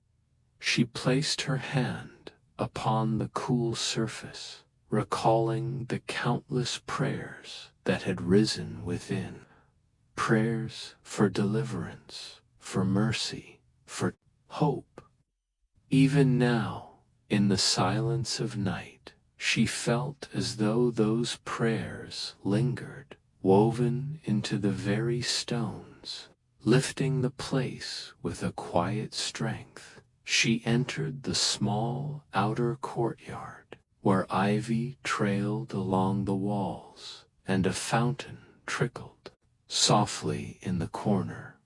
Setting her lantern upon the edge of the basin, she sat for a moment, listening to the gentle sound of water. The stillness here was different than in the palace gardens or the sea walls. It was not vast or solemn, but intimate, tender, as though the earth itself breathed in hushed devotion. When she rose again, Helena crossed toward the nearby slopes where the Blauscherney Palace overlooked the land. Its walls stretched in a broken line, sections still proud, others fallen. She climbed a low stair and stood upon a terrace, the city sprawling behind her, the Golden Horn glimmering faintly before her. Once, emperors had looked from this very spot, surveying both their capital and the waters that fed it. She gazed outward as they had, but instead of power, she felt only gentleness, the sense of being cradled between earth and water, stone and sky. The wind carried with it the faint echo of chanting, or perhaps it was memory, the lingering sound of hymns once sung in the Blauscherney church. Helena bowed her head, letting the imagined voices wrap around her, soothing and steadying. She thought of the robe of the Virgin, borne in processions that filled the city with hope. And though the relic was hidden away now, its spirit seemed alive still, resting like a quiet shield over the land. At last she turned back toward the narrow lanes, lifting her lantern once more. The Blauscherney had given her peace, not through splendor or grandeur, but through its embrace of faith and history. She walked onward, her steps light, carrying that peace into the night. From the Blauscherney quarter, Helena Palaiologina turned inward, following roads that climbed gradually toward the city's higher ground. The streets here were hushed and narrow, their stones smoothed by centuries of passing feet. As she walked, her lantern revealed walls of red brick and arches leaning softly over the lanes, like guardians bowing in silence. At length, the city opened onto a broad space where the Church of the Holy Apostles once rose in majesty. Though its form had been altered by centuries, its essence remained, the sense of solemn rest, of memory, layered upon memory. This was the place where emperors had been laid to rest, where their tombs lined the aisles like pillars of history. Helena paused at the threshold, gazing upward at the cross-shaped plan of the church, silhouetted against the stars. The dome still held its form, though weathered, and beneath it stretched shadowed arcades where mosaics glimmered faintly when touched by her lantern glow. Entering slowly, she let her steps echo softly upon the marble floor, each sound mingling with the silence like a gentle chord Inside, the air was cool and still, carrying the faint scent of stone and incense long faded. Her lantern swept across the sarcophagi that lined the nave, immense coffins of porphyry and marble, carved with crosses and crowned with lids heavy as mountains. Within them lay the rulers of ages past, Constantine, Justinian, and many more whose names had filled chronicles and legends. Now they slept in silence, their crowns and thrones forgotten, their voices folded into eternity. Helena moved slowly among them, her steps unhurried, her eyes reverent. She set her lantern upon one sarcophagus, the deep red porphyry, glowing as though lit from within. Resting her hand upon its cold surface, she thought of the emperor who lay within, not as a distant figure of history, but as a soul who had once known care, hope, and dreams, as she did now. Above her, fragments of mosaic still shimmered, tiny tesserae of gold that caught the light like scattered stars. They depicted apostles and saints, their faces serene, their hands lifted in blessing. Though many tiles had fallen, those that remained seemed to shine all the more brightly, as if reminding the living that faith endured where crowns and empires passed away. She knelt in a quiet corner, the sarcophagi surrounding her like silent company. Closing her eyes, she listened not for voices of the dead, but for the peace they had left behind. And in that stillness, she felt it, a deep calm, as if the burdens of centuries had been laid gently aside, leaving only rest. When she rose again, Helena carried that calm within her. She lifted her lantern and cast one last look at the vast, quiet church. The rulers of Byzantium slept here, but their city lived still, breathing in the night. With a soft bow of her head, she stepped back into the starlit air, leaving the apostles and emperors to their eternal watch from the quiet solemnity of the holy apostles. Helena Palaiologina stepped once more into the streets, her lantern swaying gently as she moved eastward. The air seemed fresher here, touched by the cool breath of the hills. Soon, through the shadows of houses and gardens, she saw vast arches rising against the sky, the aqueduct of Valens, spanning the city like a giant's bridge by daylight.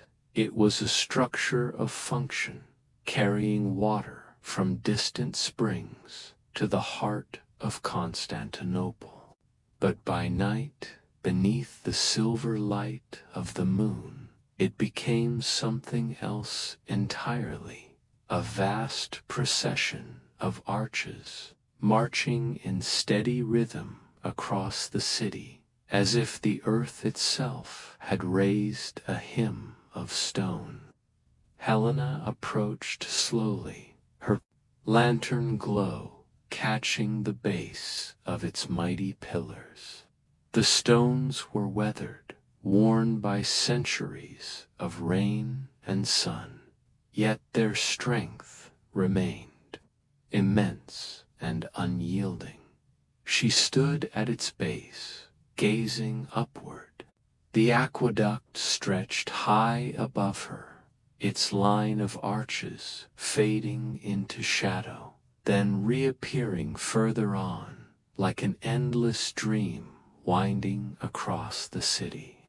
Between the arches, the stars glittered, framed by stone, their light mingling with the dark strength of the structure.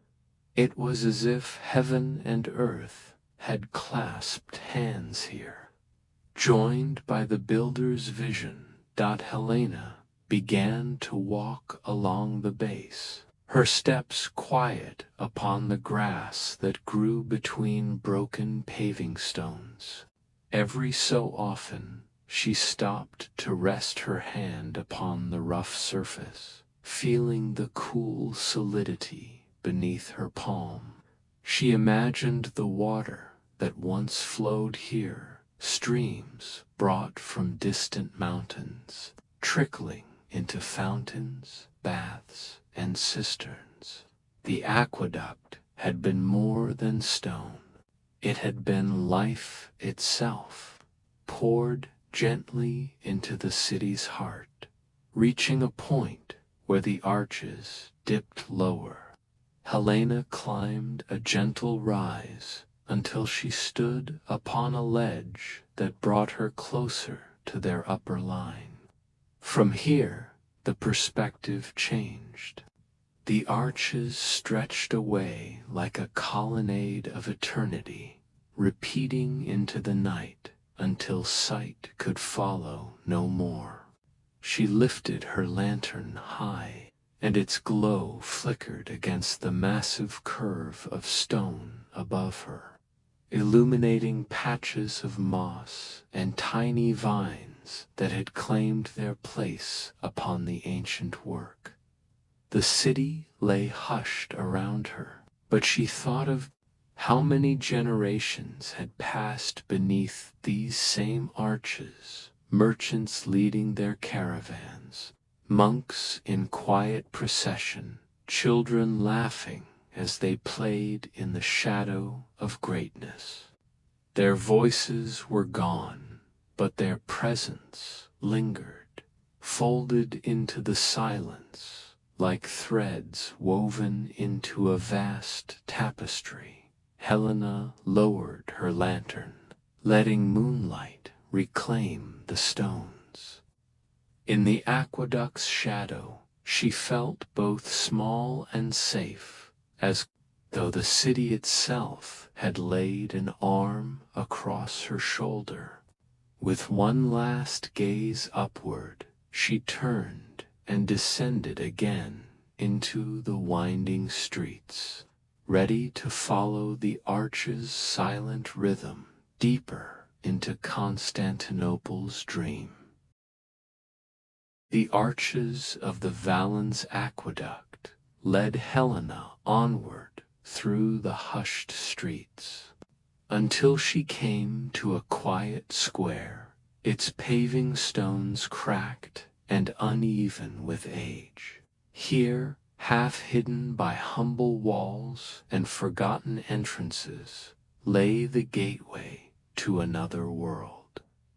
Lantern in hand, she found a narrow stair descending into the earth. The air that drifted upward was cool and damp, scented with stone and water. With a steady breath, she began her descent into the basilica cistern, step by step. She moved downward, her lantern casting soft halos upon the brick walls. The sounds of the city faded, replaced by the gentle echo of dripping water. At last, the stair opened into a vast subterranean hall.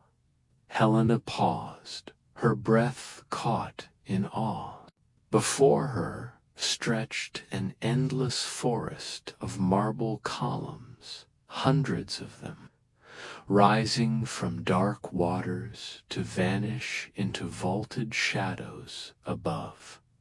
She walked slowly along the wooden walkway, her lantern light sweeping across the mirrored surface of the water. Each column appeared doubled, reflected perfectly below, so that it seemed she was walking through two worlds, one above, one beneath. The silence was profound, broken only by the drip of water falling from unseen heights into the still basin below. Some columns were plain and smooth. Others were carved with patterns worn soft by centuries. Two, in particular, drew Helena's gaze: the famed Medusa heads, used as column bases, their faces carved in stone. One lay on its side, the other upside down, as though time itself had overturned their power. She leaned closer, her lantern revealing the calm expression upon the ancient face, softened by moss and water stains. The Medusa no longer threatened, she only dreamed. Helena felt a deep stillness in this place. The city above might stir with worry, with rumor, with the endless press of life. But here, beneath the earth, time moved differently. Water gathered in silence, sustaining the city without asking for notice. The cistern was not a place of grandeur, meant for display. It was a place of quiet strength, of unseen sustenance. Much like the patience of those who kept Constantinople alive through years of hardship. As she walked deeper, her lantern flickered across arches that curved gracefully into shadow, their brickwork still strong after 1,000 years. She imagined the laborers who had raised this underground palace, hands lifting stone after stone, voices echoing in the cavern, never knowing how their work would one day be marveled at in stillness. Helena stopped in the center of the hall and closed her eyes. Around her, the slow drip of water became a lullaby. The cool, damp air wrapped around her like a veil. She felt herself sinking into peace, as though the cistern itself was whispering rest to her weary heart at last. She opened her eyes, lifting her lantern one final time to the vast forest of pillars. The reflections shimmered, endless and dreamlike, and she knew she would carry the calm of this hidden world back with her into the night. Turning softly, she made her way to the stair, leaving the cistern to its eternal hush.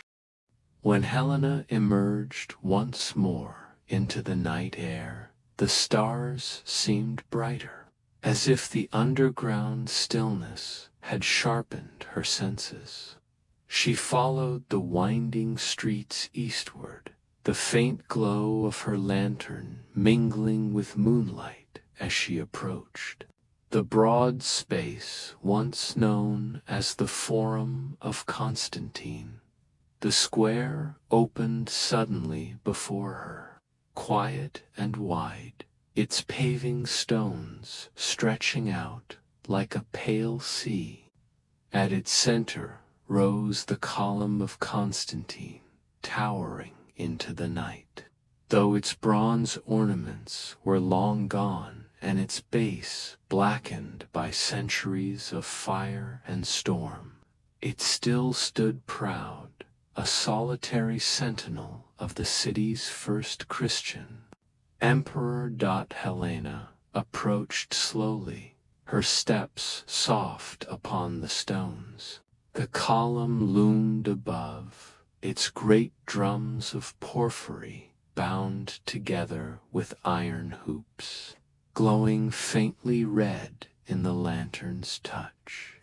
Once, a statue of Constantine himself had crowned the summit, holding a cross toward the heavens. Now the statue was gone, toppled by wind and time, yet the column endured. Its height a reminder of the city's first glory. She paused at its base, tracing her fingers across the ancient stone. She thought of the day when Constantine had founded this city, not as Rome reborn, but as a vision for the future, a new heart of faith and empire. Around this very forum, senators had gathered, merchants had bartered, and pilgrims had marveled at the shining capital of the world. Tonight, only silence remained, yet the space still carried the weight of those centuries. Her lantern revealed faint carvings at the column's base, half worn by time, where crosses had been chiseled by devout hands. She imagined the prayers whispered here by countless voices, the hopes and burdens laid upon the stone for Helena. The column was not merely a relic, it was a thread binding her to the beginning of the city she now tried to cherish at its twilight.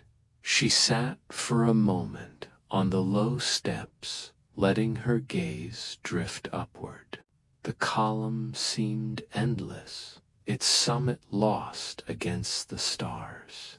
The night air stirred softly around her, carrying the distant sound of the sea and the rustle of leaves in hidden courtyards. She felt small beneath the monument's shadow, yet also steadied, as though its enduring strength might lend her courage.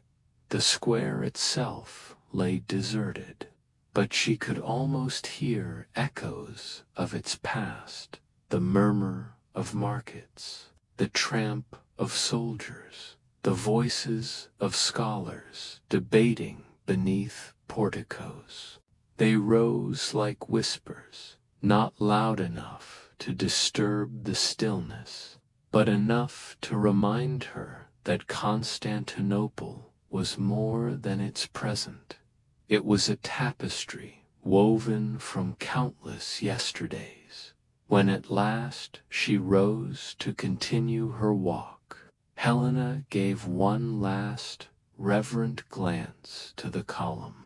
Against the night sky, it appeared almost like a flame of stone, a reminder that even as time moved onward, the memory of beginnings still endured. With lantern in hand, she drifted once more into the winding streets, ready to seek the city's next dream. Leaving the column of Constantine behind her, Helena Palaiologina allowed the quiet streets to guide her eastward. The city sloped gently, opening at last into another grand expanse, the once celebrated Forum of Theodosius, also called the Forum of the Bull. Though time had worn away its grandeur, the space still carried an air of solemn dignity, as though the stones themselves remembered the triumphs that had once unfolded here. She stepped softly into the square, her lantern glow spilling over cracked paving stones where weeds grew in thin, stubborn clusters.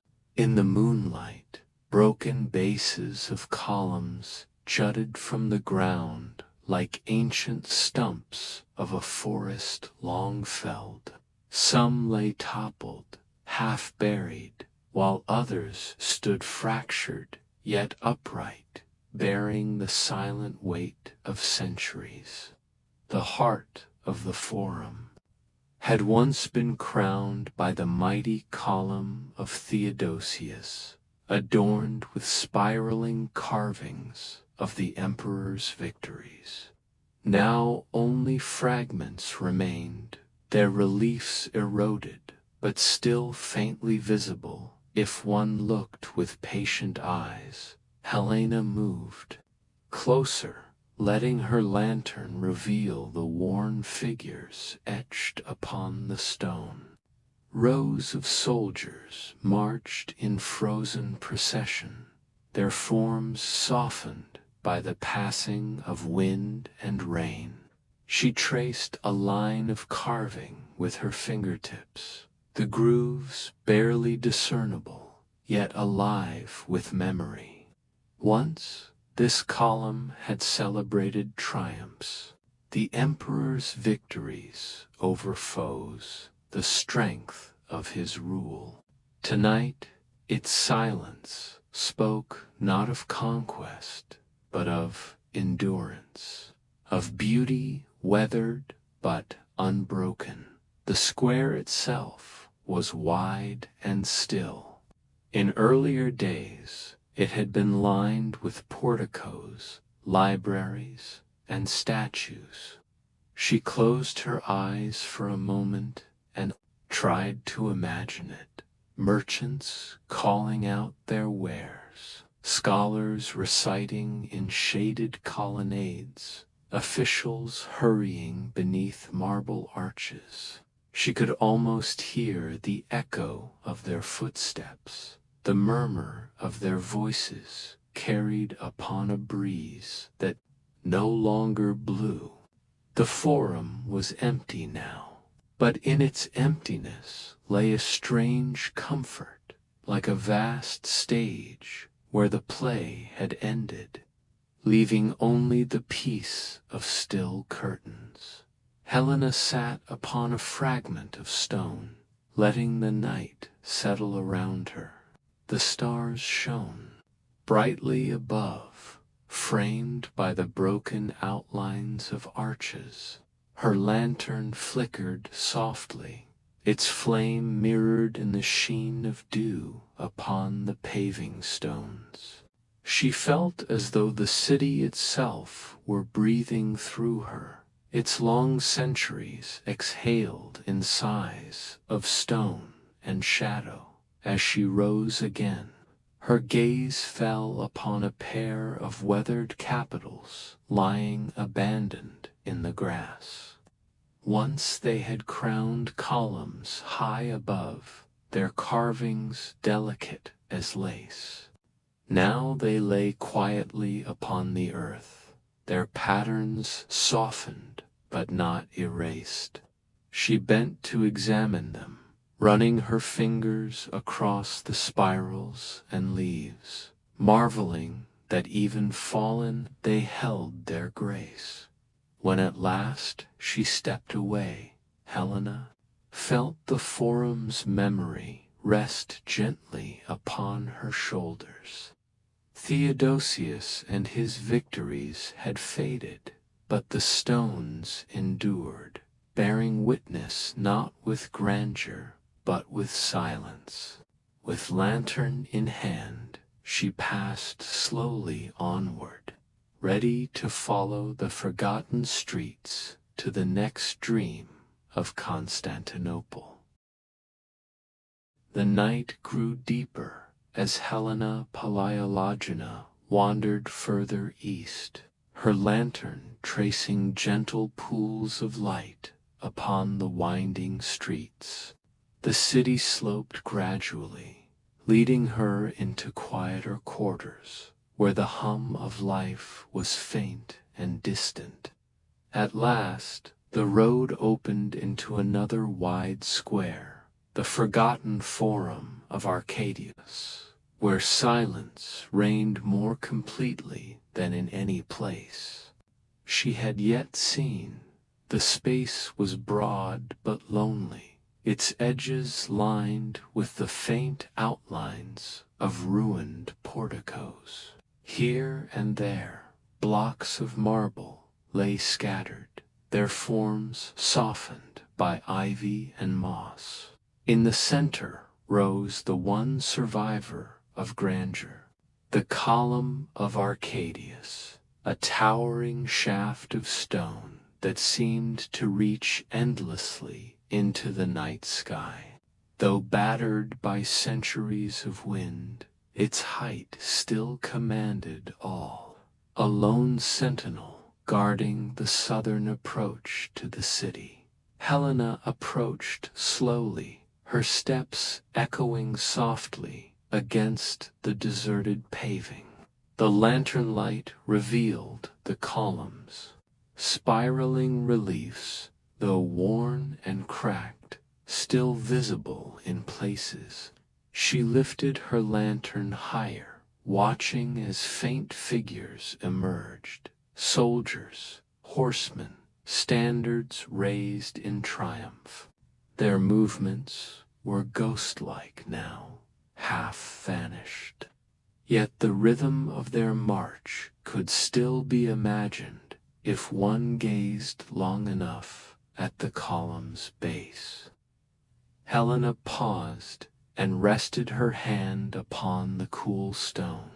She thought of the emperor whose name the Forum bore, of his reign now little remembered beyond dusty chronicles. Yet here his monument still stood, a fragment of pride turned into a relic of solitude.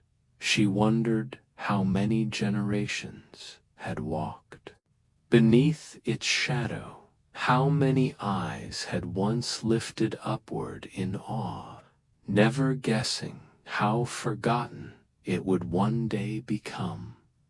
The square itself was hushed, more so than the others she had visited.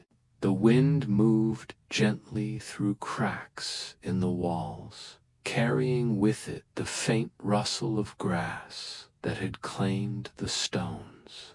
A stray cat darted across the square, pausing to glance at her lantern before vanishing into the shadows. Helena smiled softly at the small reminder of life that still lingered here.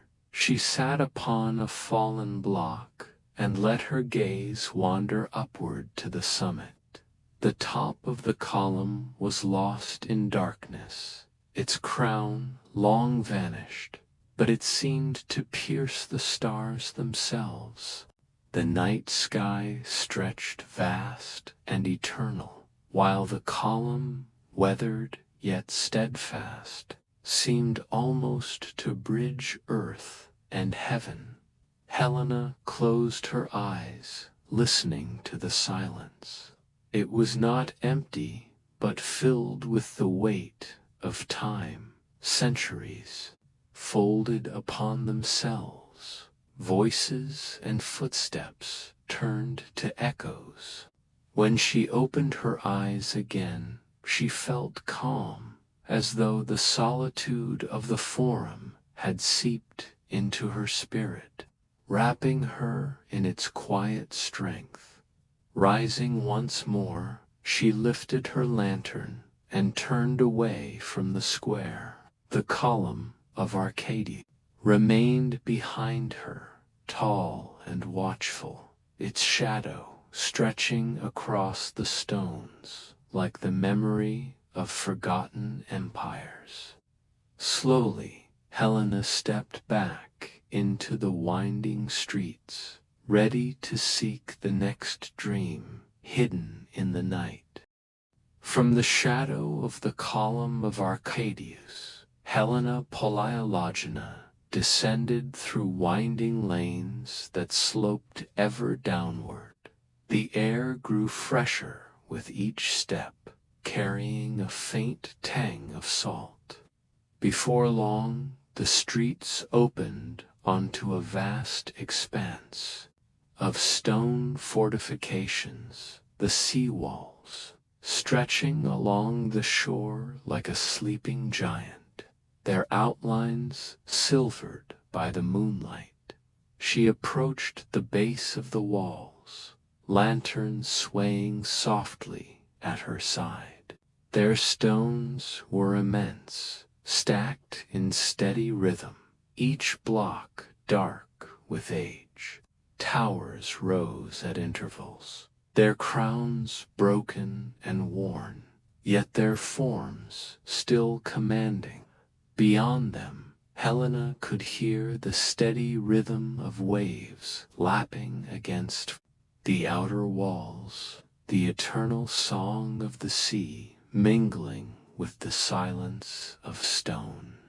She placed her hand upon the wall's rough surface, cool and solid beneath her palm.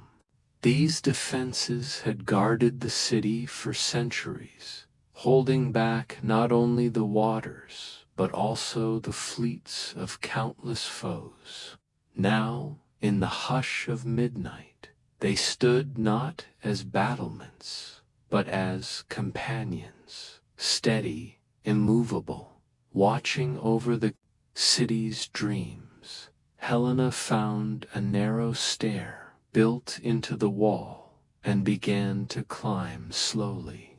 Each step echoed softly, lantern light flickering across the worn stones. When she reached the top, the sight opened wide before her, the sea stretching, vast and silver beneath the stars, its surface rippling gently in the moonlight. The waves broke softly against the rocks below, sending up a mist that shimmered like veils of glass. She walked along the wall walk, the lantern's glow mingling with the pale light of the moon. On one side lay the sleeping city, its rooftops rising like a dark sea of their own. On the other, the open waters reached toward infinity, dotted here and there with the faint outline of distant ships rocking at anchor. The horizon was softened, blurred by the night, so that sea and sky seemed to join as one. Pausing by a broken tower, Helena set down her lantern and leaned upon the parapet. The cool breeze brushed against her face, carrying with it the scent of salt and seaweed. She closed her eyes and listened. The sea's rhythm was steady, timeless, the same waves that had lapped against these stones 1,000 years ago, the same song that would remain long after she was gone. She thought of the emperors who had once stood upon these walls, watching. For sails on the horizon, their hearts torn between fear and pride. Tonight, there were no enemies, no alarms, only the slow breathing of the sea, cradling the city in its endless embrace. Helena opened her eyes again, gazing outward to the dark line of the Bosphorus. The lantern flame danced faintly beside her, but the moonlight seemed stronger here, flooding the stones in silver. She felt both small and infinite, a single soul standing between the vastness of the waters and the enduring heart of Constantinople. When at last she turned to descend, she carried the sea's calmness within her. The waves would continue their eternal song, whether heard or not, and that thought soothed her as she returned slowly to the city's winding streets. Descending from the sea walls, Helena Palaiologina followed a narrow lane that opened onto the shoreline. Before her lay a broad curve of water, its surface glimmering faintly beneath the moon. This was the harbor of Theodosius, once the busiest port of Constantinople, where ships had once crowded shoulder to shoulder, their masts rising like a forest against the sky. Now the harbor was quiet, half filled with silt and reeds, its glory faded into memory. Helena stood at the edge and gazed across its still waters. The lantern in her hand cast trembling reflections that rippled outward, mingling with the soft silver light of the moon. Here and there, timbers jutted from the shallows, the skeletons of old ships, long abandoned to the tide. She walked slowly along the quay, her footsteps hushed upon the worn stones. The air carried the faint tang of salt, mixed with the sweet scent of reeds, stirred gently by the breeze. She imagined how it must once have sounded, sailors calling orders, merchants bartering, oxen dragging carts heavy with goods from every corner of the empire. Tonight, the rustle of grasses swaying in the night air. Helena knelt beside the edge. The ripples spread gently outward, breaking the moon's reflection into 1,000 tiny fragments. She thought of the journeys once begun here, pilgrimages across the sea, caravans of silken spice arriving from distant lands. The harbor had been a gateway, a place of arrivals and departures, of welcomes and farewells. Rising again, she walked toward a crumbling warehouse at the water's edge. Its roof had fallen, but its walls still stood, faintly outlined by ivy. Inside, the floor was strewn with fragments of amphorae, their clay broken, but their shapes still telling of wine, oil, and grain once stored for the city. She touched a shard, imagining the hands that had lifted it centuries before. Each fragment was a memory, each vessel a story of trade and sustenance. As she stepped back into the open night, Helena paused to watch a flock of birds rise suddenly from the reeds. Their wings beat against the sky, glimmering pale in the moonlight, before they vanished into the distance. For a moment, it felt as though the harbor itself had exhaled, sending them upward as messengers of forgotten days. She lingered a while, longer, listening to the quiet rhythm of the water. Though the harbor no longer rang with voices, its silence was not empty. It was filled with echoes, softened into a lullaby for the city that still rested beyond its walls. At last, Helena turned away, her lantern guiding her back toward the inland streets.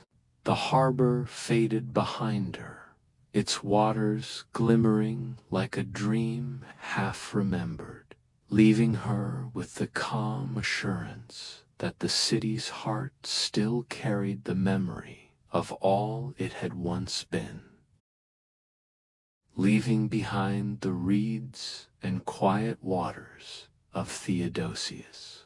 Harbor Helena Palaiologina followed the curve of the sea walls, The sound of waves guided her path, a steady rhythm of water folding against stone. Soon she reached another opening where the city once welcomed ships from distant shores, the harbor of Julian, also known as the harbor of Sophia by moonlight. Its outline appeared ghostly but graceful. The wide basin, partly silted, still reached inward like an embrace of water into the city's heart. The old quays stretched into shadow, their stones worn and fractured, yet still strong enough to recall the weight of centuries of cargo and footsteps. Helena paused at the edge, her lantern shimmering across the tide. The water here was calmer, rippling with soft silver that glowed like liquid glass. She stepped onto a broken pier, her sandals clicking softly on stone as the sea lapped gently below. Once galleys had moored here, their sails furled, their decks alive with movement. Now only silence greeted her, broken by the faint cry of a seabird circling overhead. She gazed outward at the horizon, imagining the fleets that had once filled the harbor ships, heavy with silk from the east, timber from the Black Sea, spices from Arabia. Tonight, the basin lay still, its memory a quiet echo beneath the stars. Helena sat upon a block of marble, half sunken at the pier's edge. The lantern flame danced in the night air, mirrored upon the water. She let her gaze wander across the shoreline, fragments of old warehouses, their arches broken yet still noble, weeds growing between paving stones, the shadow of towers along the seawall. Even in ruin, the harbor carried dignity, not the bustling pride of commerce, but the serenity of a place that had given all it could and now rested in peace. A sudden breeze stirred, carrying with it the briny perfume of the sea mixed with the faint scent of wild herbs growing among the stones. Helena closed her eyes, drawing it deep into her lungs. For a moment, she felt as though the city itself was breathing through her, the pulse of its harbors, markets, and walls flowing gently into her veins. Opening her eyes again, she trailed her hand across the cold surface of the water, letting the ripples shimmer outward. The sea, she thought, was both friend and foe to Constantinople, a bringer of life, wealth, and connection, yet also a path for fleets that came with fire and steel. Tonight it was gentle, a soft lullaby, cradling the city against its vast expanse. When she rose at last, Helena lingered for one final glance at the harbor.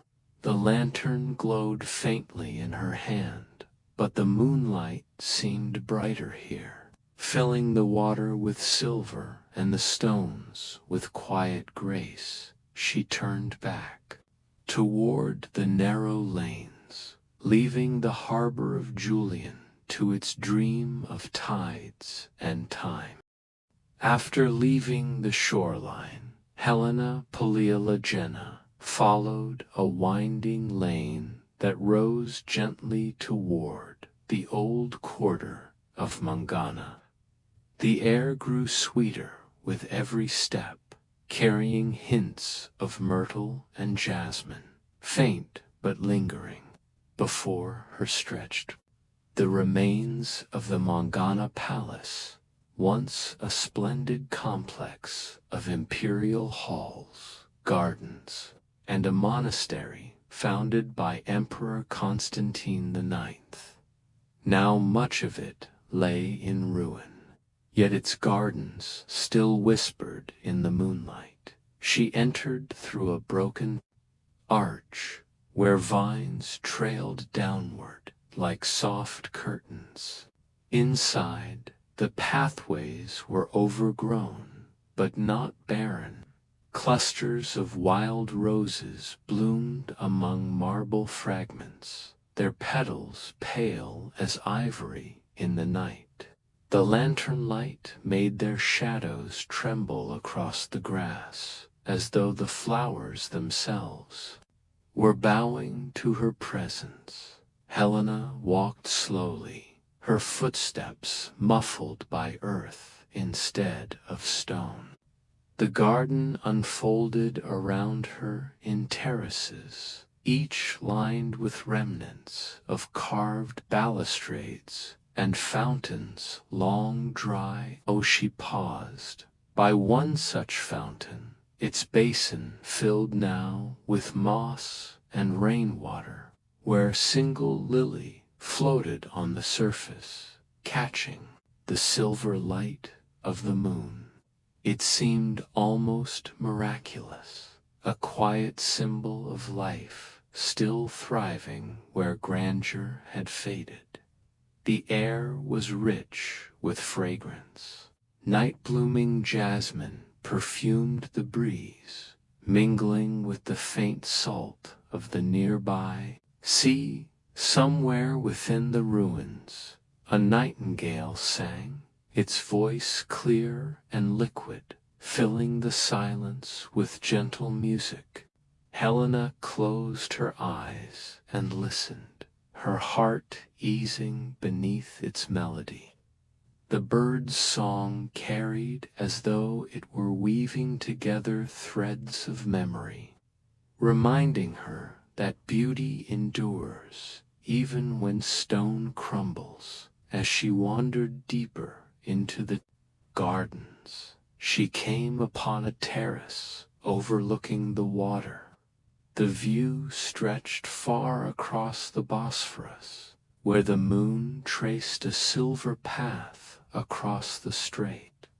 Once, emperors had stood here to watch the sunrise, their robes trailing over mosaic floors.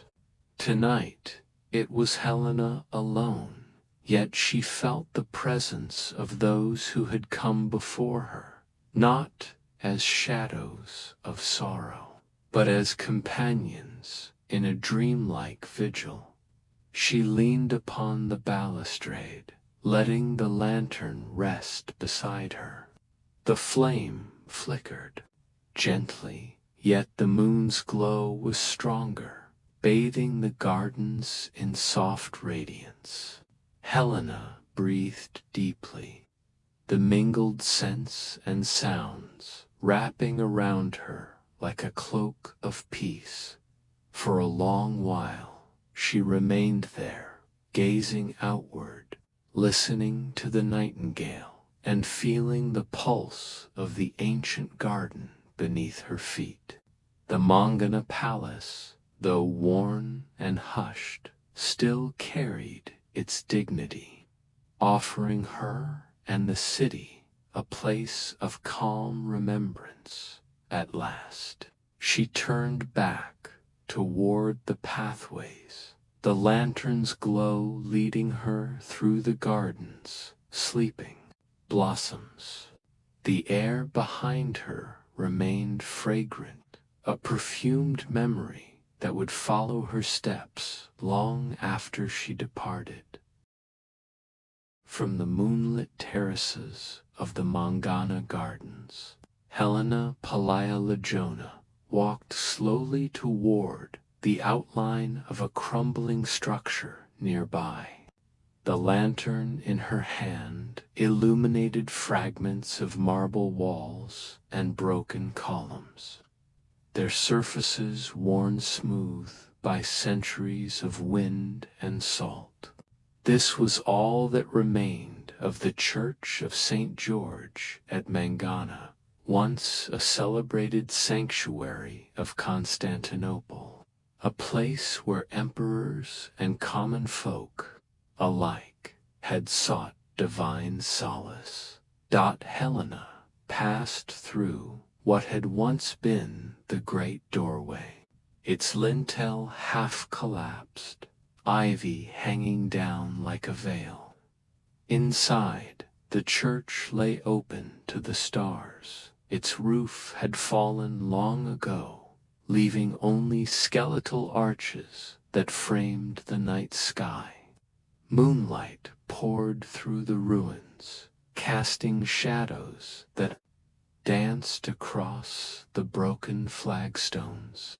Her footsteps echoed softly as she crossed the nave, each sound lingering as though reluctant to fade. At the far end, the apse still stood, though its mosaics were faded and fractured. Yet, in the faint glow of her lantern, Helena thought she glimpsed traces of gold tesserae clinging to the walls, glimmering like embers in the dark. She moved closer and placed her hand gently upon the stone. It was cool, silent, but it carried a weight, the memory of prayers once lifted here, of voices chanting hymns that had filled the air with solemn beauty. The silence of the ruin was profound, yet not empty. It was as though the space itself was listening, holding within it the echoes of all it had heard across the centuries. Helena lowered herself onto a fallen block of marble and sat quietly, her lantern resting beside her. She closed her eyes and let the quiet wash over her. The faint sound of waves reached her ears from the shore below, mingling with the whisper of wind passing through broken arches. Together, they became a hymn of their own, a lullaby of stone and sea. She imagined the church as it must once have been, candles burning brightly, the scent of incense curling upward, the floor polished by countless footsteps, the dome painted with saints gazing serenely down.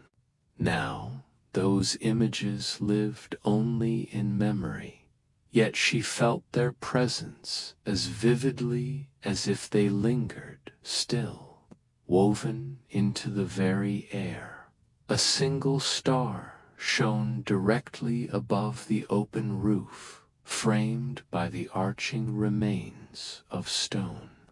Helena looked up at it, her heart eased by its steady light. It seemed to her that even in ruin, the church still served its purpose, a place where heaven and earth met, where the weary soul could rest in quiet reflection. When at last she rose to leave, Helena touched the wall once more, as though bidding farewell to an old friend. She stepped softly back into the night, her lantern flame flickering as she returned to the path.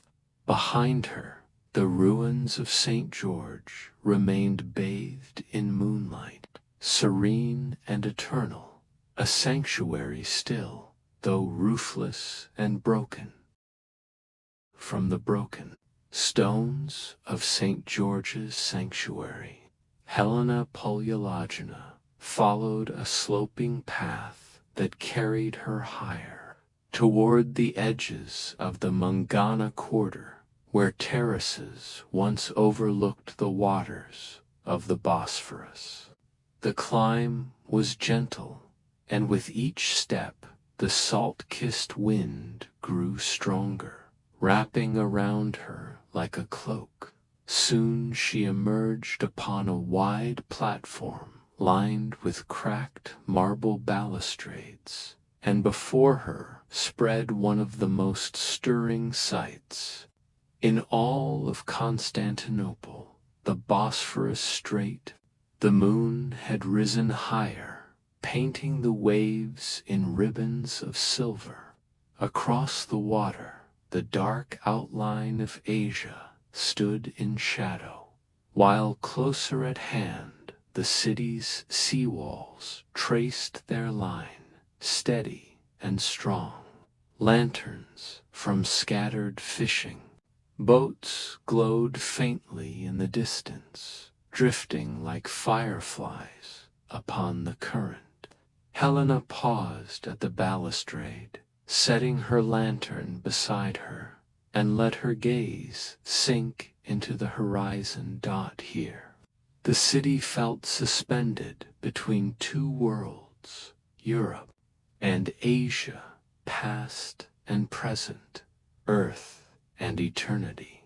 Helena breathed deeply, inhaling the mingled scents of brine pine resin and night-blooming herbs carried from the gardens behind her.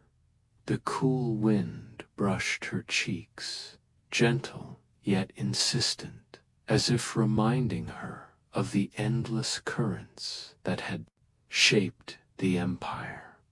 She leaned against the stone, imagining how emperors had once stood on these very terraces, watching fleets depart for distant campaigns, or welcoming ships heavy with tribute and trade.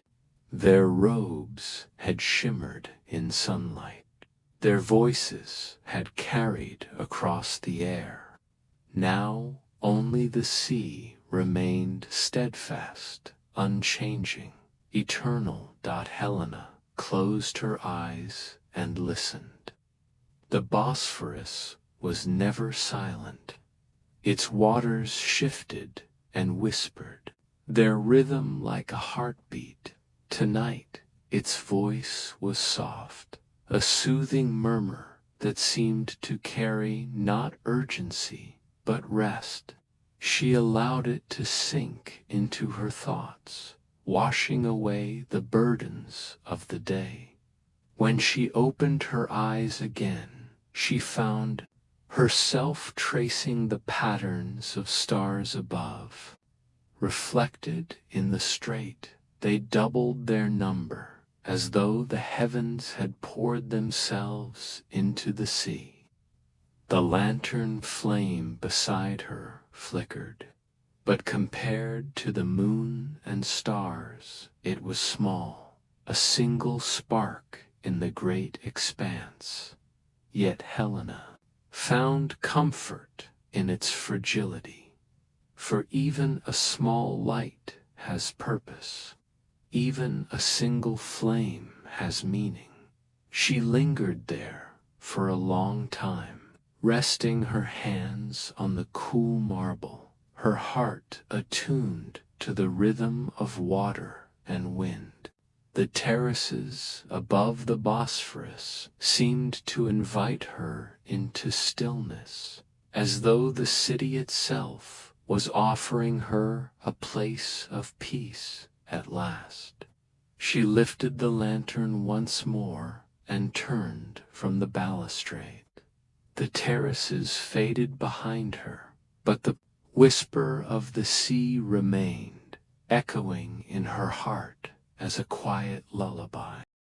From the terraces overlooking the Bosphorus, Helena Palaiologina followed a winding street that curved upward into the city's northern quarter. The night was hushed, save for the occasional call of an owl or the faint rustle of ivy against stone. Soon the looming outline of the walls of Blacherney came into view, tall, solemn, and weathered by time. yet still bearing the strength of centuries. The Blocherny district, once a favored imperial residence, carried an air of hushed majesty. By lantern light, Helena saw the outlines of towers standing sentinel, their silhouettes etched against the moonlit sky. Though cracks split their surfaces and plants had taken root in crevices, the walls themselves still held firm, as though, defying the passing of ages, she approached a gate long sealed by rubble and moss. Her lantern's glow traced the faint carvings upon the stones, crosses, and inscriptions, now nearly erased by the touch of weather. Placing her hand against the cool surface, Helena felt the immovable weight of history beneath her palm. These walls had guarded emperors and peasants alike, shielding the city through sieges and storms. Now they stood in dignified silence, protectors without battle. Helena walked slowly along the base of the walls, her steps cushioned by grass that had sprung up where paving stones had cracked. She imagined the voices that had once filled this space, soldiers patrolling, children chasing one another in play, the distant call of priests chanting from nearby chapels. Tonight, all was still, the only sound, the gentle sigh of wind threading through arrow slits high above, reaching a tower. She paused beneath its shadow. The structure loomed tall, its battlements broken in places, yet it retained its commanding presence. She tilted her head back and saw how the moonlight crowned its edges in silver, lending it a quiet grandeur. For a moment, she pictured lanterns burning atop the parapets, watchmen scanning the horizon for danger. Now the only watcher was the night sky itself. Helena set her lantern down upon a fallen block of stone and sat quietly, gazing upward. The vastness of the walls reminded her of resilience, not just of stone, but of spirit. Though battered, though marked by time, they endured. And in that endurance there was peace, a steady heartbeat for a weary city. After resting a while, she rose and continued her walk, tracing the curve of the walls as they disappeared into the shadows. The Blocherny stood like a sleeping giant, at rest yet still strong, their silence not emptiness, but a promise that even in twilight dignity remains at last. She lifted her lantern once more and stepped away. Behind her, the towering shapes faded into the night, solemn guardians still holding their vigil beneath the stars, leaving the solemn shadow of the northern walls. Helena Palaiologina made her way along a narrow lane that descended gently into the old quarter of Blocherny.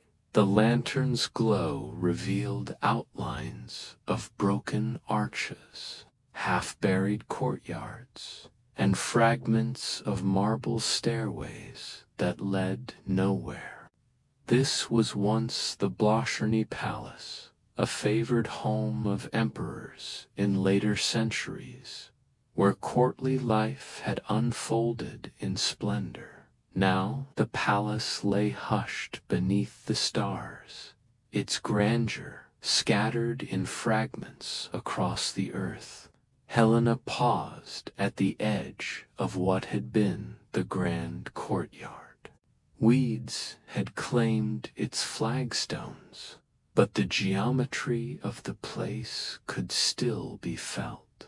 The wide sweep of space, the outlines of colonnades, the suggestion of fountains once singing with water. Her lantern cast long shadows across the broken paving, as though the palace were sketching its own memories upon the ground.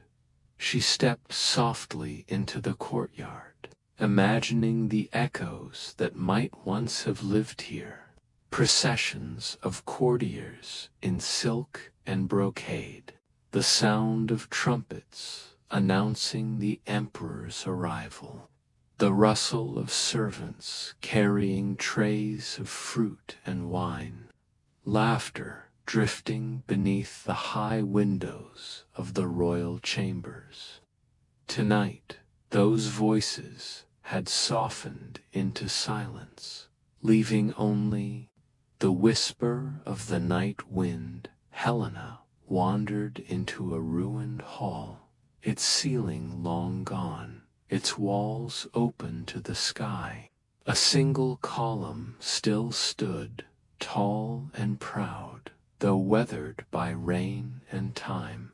She placed her hand upon it, feeling its cool, smooth surface, and closed her eyes. For a moment, she imagined it whole, gilded, lit with torches, alive with music and footsteps. Then she opened her eyes and saw it again as it was, solitary, enduring, yet beautiful in its stillness. She found a broken staircase and climbed carefully to its landing, where part of a balcony still overlooked the city below. From here, the view opened wide. The rooftops of Constantinople lay hushed, their outlines softened by moonlight, while beyond, the Bosphorus shimmered like a path of silver leading into the horizon.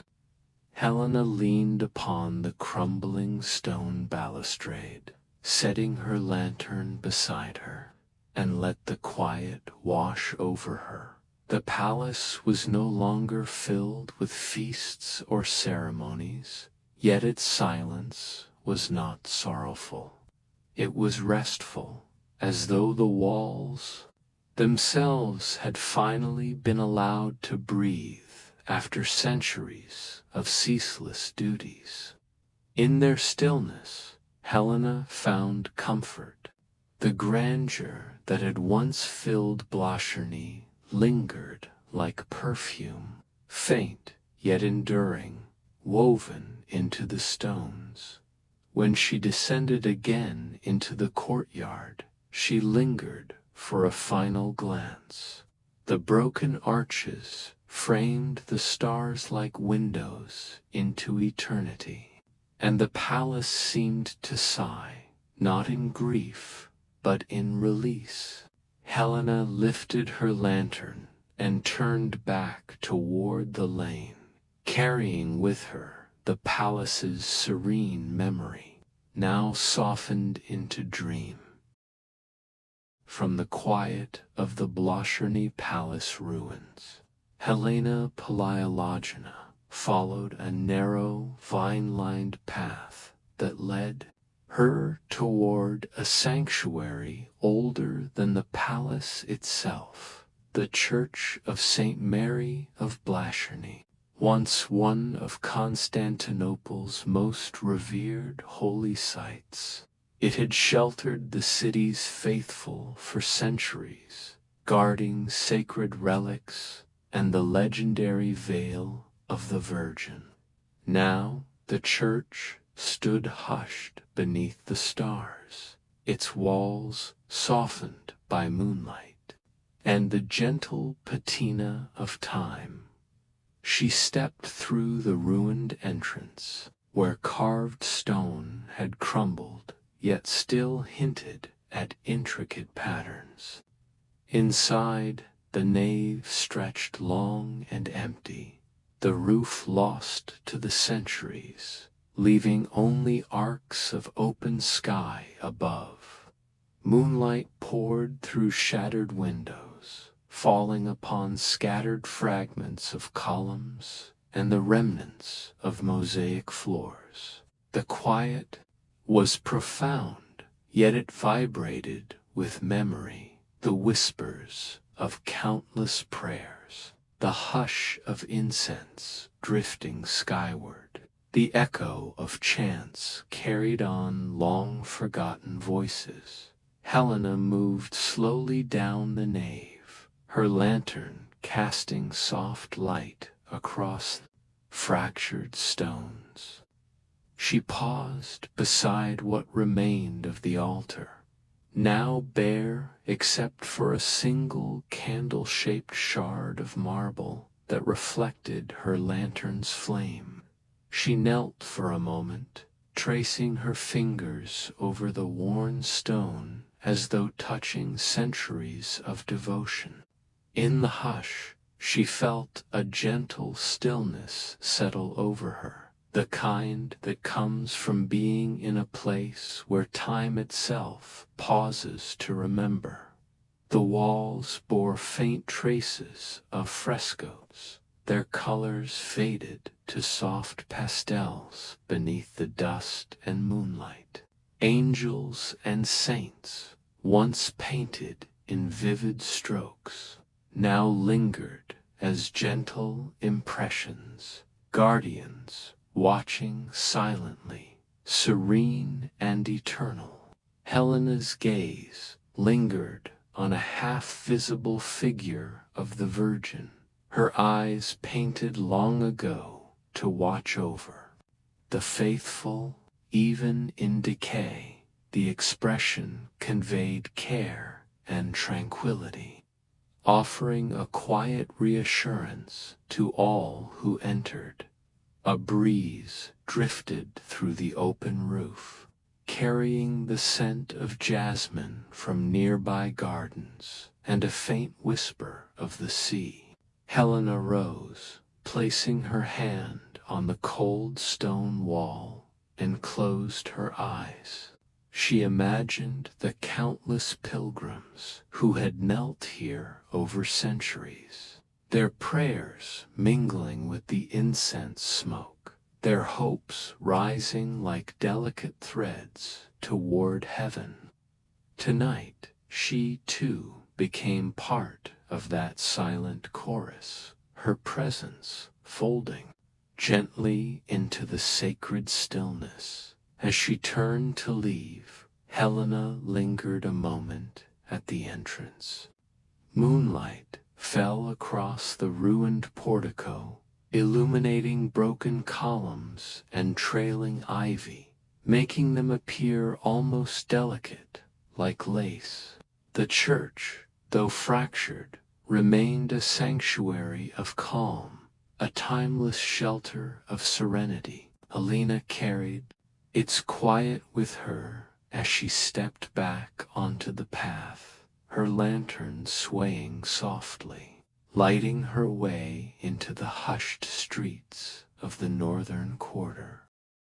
From the peaceful ruins of the Church of St. Mary of Blascherny, Helena Palaiologina followed a narrow cobblestone road that wound its way toward the city's northern walls. The night air grew cooler, carrying the scent of pine and earth from the forests beyond. Soon, the towering outline of the gate of St. Romanus appeared, its arches and battlements etched sharply against the starlit sky. Once a proud northern entrance, it had welcomed travelers, merchants, and pilgrims alike. Tonight, It stood silent, a sentinel in stone. Helena approached the gate slowly, her lantern casting trembling shadows upon the worn cobbles. The massive doors, long closed and weathered, bore deep grooves and traces of ironwork, their surfaces rough and time-worn. She placed her hand on the cool wood, imagining the countless feet that had passed beneath its arch, soldiers returning from distant campaigns, merchants bearing wares from Thrace and the Black Sea, travelers seeking rest and refuge. The northern walls stretched beyond the gate, their towers standing like silent guardians over the forested outskirts.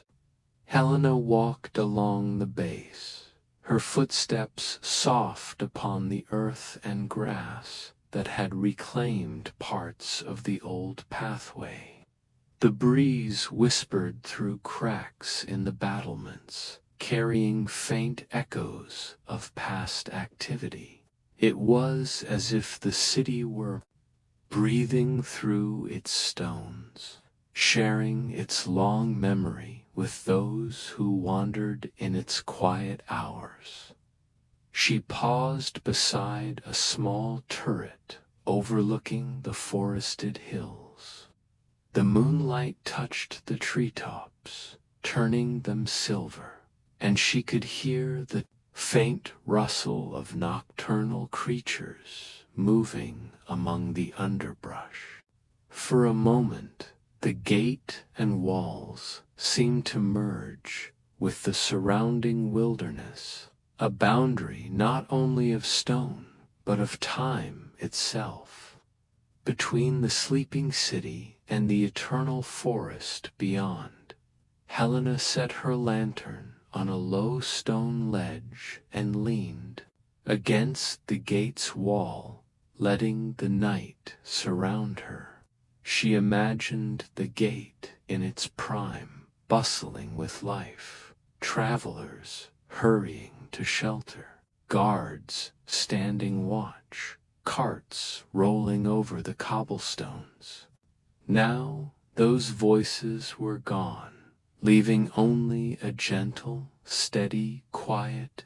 In that quiet, she found a strange companionship, a connection to all who had walked here before. After a while, she lifted her lantern and continued along the northern pathway, tracing the wall as it curved gently into the distance. The gate receded behind her, its shadow long and solemn. Helena carried with her the sense of stillness and watchfulness, the northern boundary of Constantinople, a silent guardian of the city's dreams. From the gate of St. Romanus, Helena Palaiologina traced the path of the northern walls, their stones worn smooth by centuries, yet still standing proud. The night was calm, the moon casting long silver lines across the battlements.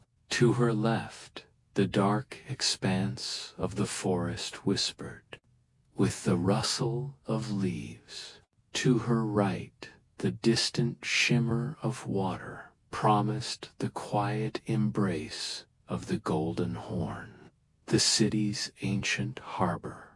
She walked slowly, lantern held carefully, casting a soft glow that danced across arrow slits and moss-covered stones. Along the wall towers rose at intervals, some still strong, others fractured, leaning slightly as if exhausted by time. Helena imagined the sentries who had once stood there, scanning the horizon for approaching ships, their eyes sharp, their vigilance unbroken. Tonight, those towers slept, and she felt their watchfulness settle over her like a gentle blessing. The ramparts curved gracefully toward the Golden Horn, offering glimpses of the harbor below. The water lay still, reflecting the moon as a silver ribbon winding into the distance. Helena paused at one of the battlements, leaning her lantern against the stone and gazing downward. Small fishing boats floated quietly, tethered and motionless, their shapes dark against the glimmering water. Once, this harbor had been alive with sails, cargo, and voices, merchants haggling, sailors singing, gulls calling. Now, only the soft lapping of the waves and the distant whisper of wind filled the night, continuing along the wall. She traced her hand along the smooth stones, feeling the cool surface beneath her fingers. Each block told a story of sieges, with fire and steel, of parades and processions, of lives lived under the shadow of these walls.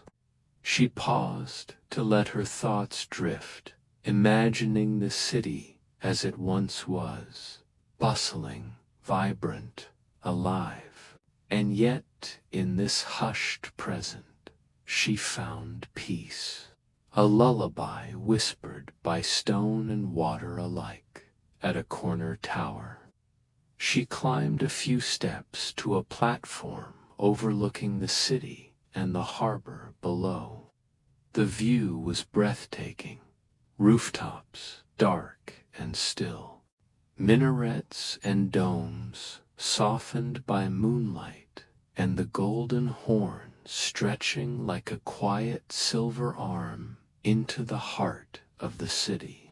Helena set her lantern at the base of the wall and breathed in the cool night air, letting the vastness of the scene calm her mind and spirit.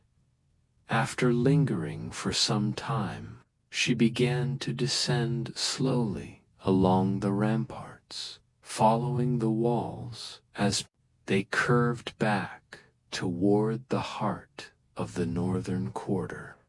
The Golden Horn shimmered behind her, a constant, serene presence. Helena felt the weight of centuries settle gently around her, not as burden, but as a cradle, a reminder that the city's spirit endures, even as shadows stretch and time flows softly past. From the northern ramparts, Helena descended along winding streets toward the Golden Horn, where long-forgotten docks stretched into the calm, silver waters. The moon reflected in gentle ripples, painting the warehouses and piers in pale, dreamlike light. Helena's lantern flickered softly, casting dancing shadows over cobblestones and the weathered wooden beams of the old quays. Once, these docks had thrummed with life, ships brimming with cargo, silk, spices, wine, and grain had jostled against one another, their crews shouting orders and singing work songs. Now the scene was hushed, and the only sound was the faint lap of water against the hulls of abandoned boats, rocking slowly in the tide. Helena walked carefully along a narrow pier, her eyes tracing the outlines of overturned crates and barrels, now home to moss and reeds. She paused by a half-sunken galley, its mast broken but still reaching skyward. Her hand brushed the rough wood, imagining the sailors who had once pulled ropes and raised sails here, their hearts beating with anticipation and toil. The lantern light illuminated faint carvings in the hull, a name, perhaps, or a sigil of a merchant's guild, hints of lives that had long since passed from memory. The air carried a faint mixture of salt, wood, and the earthiness of damp stone. Helena inhaled deeply, letting it fill her senses. She imagined the laughter of merchants, the creaking of timbers, the distant hum of voices across the water. Tonight, those sounds were only echoes, but they lingered like whispers, as though the docks themselves remembered. She wandered further, past piles of old rope and scattered planks, and reached a small quay that jutted into the still water. Sitting on a worn block of stone, she let her lantern rest beside her, reflecting in the calm waves. The Golden Horn stretched wide, its surface smooth as glass, and the moonlight traced a path across it like a silver bridge leading to eternity. Helena listened to the gentle ripple of water, the soft sigh of the wind, and felt a profound serenity settle over her, even in silence. The docks told stories of ships that had sailed far across the seas, of goods exchanged between continents, of countless footsteps that had crossed these planks. Helena closed her eyes and let the city's memory fold around her like a blanket, the hushed night wrapping her in its timeless embrace. After a while, she rose and followed the pier back toward the city streets, leaving the lantern's glow to mingle with the moonlight on the water. The docks of the Golden Horn faded behind her, quiet and watchful, carrying their history like a secret lullaby for those who would pause and listen. From the quiet docks, Helena Palaiologina walked along a narrow, worn path that hugged the edge of the Golden Horn, leading toward the sea walls that had long guarded Constantinople. The night was still, the water reflecting the moon in a soft, silver ribbon that stretched into infinity. Lantern in hand, she moved slowly, each step muffled by sand, moss, and fragments of broken stone along the shore. The shoreline was empty, save for a few scattered boats tethered loosely to decaying posts. Helena's fingers brushed against their rough wood as she passed, feeling the grain smoothed by time and tide. She imagined the bustle of this stretch centuries before, merchants unloading wares, sailors shouting orders, the creak of ropes and sails blending with laughter and song. Now, all that remained was the hush of water lapping against stone and the gentle sigh of the wind. She paused at a small curve of the shore, where the sea walls rose directly from the water's edge.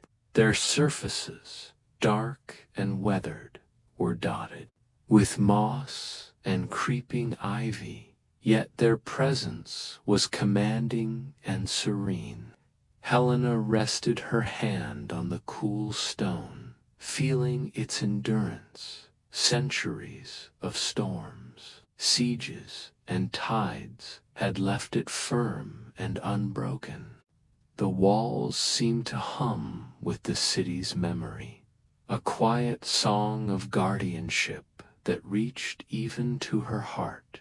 A soft breeze carried the scent of salt and seaweed, mingling with faint echoes of distant night birds. Helena let it fill her lungs. As she walked along the water's edge, the lantern casting gentle reflections across the smooth surface. Waves rippled softly, brushing against the stones in a rhythm that seemed older than the city itself. A steady heartbeat of time and place. At a small inlet, she paused once more and knelt beside the water, trailing her hand in the cool liquid.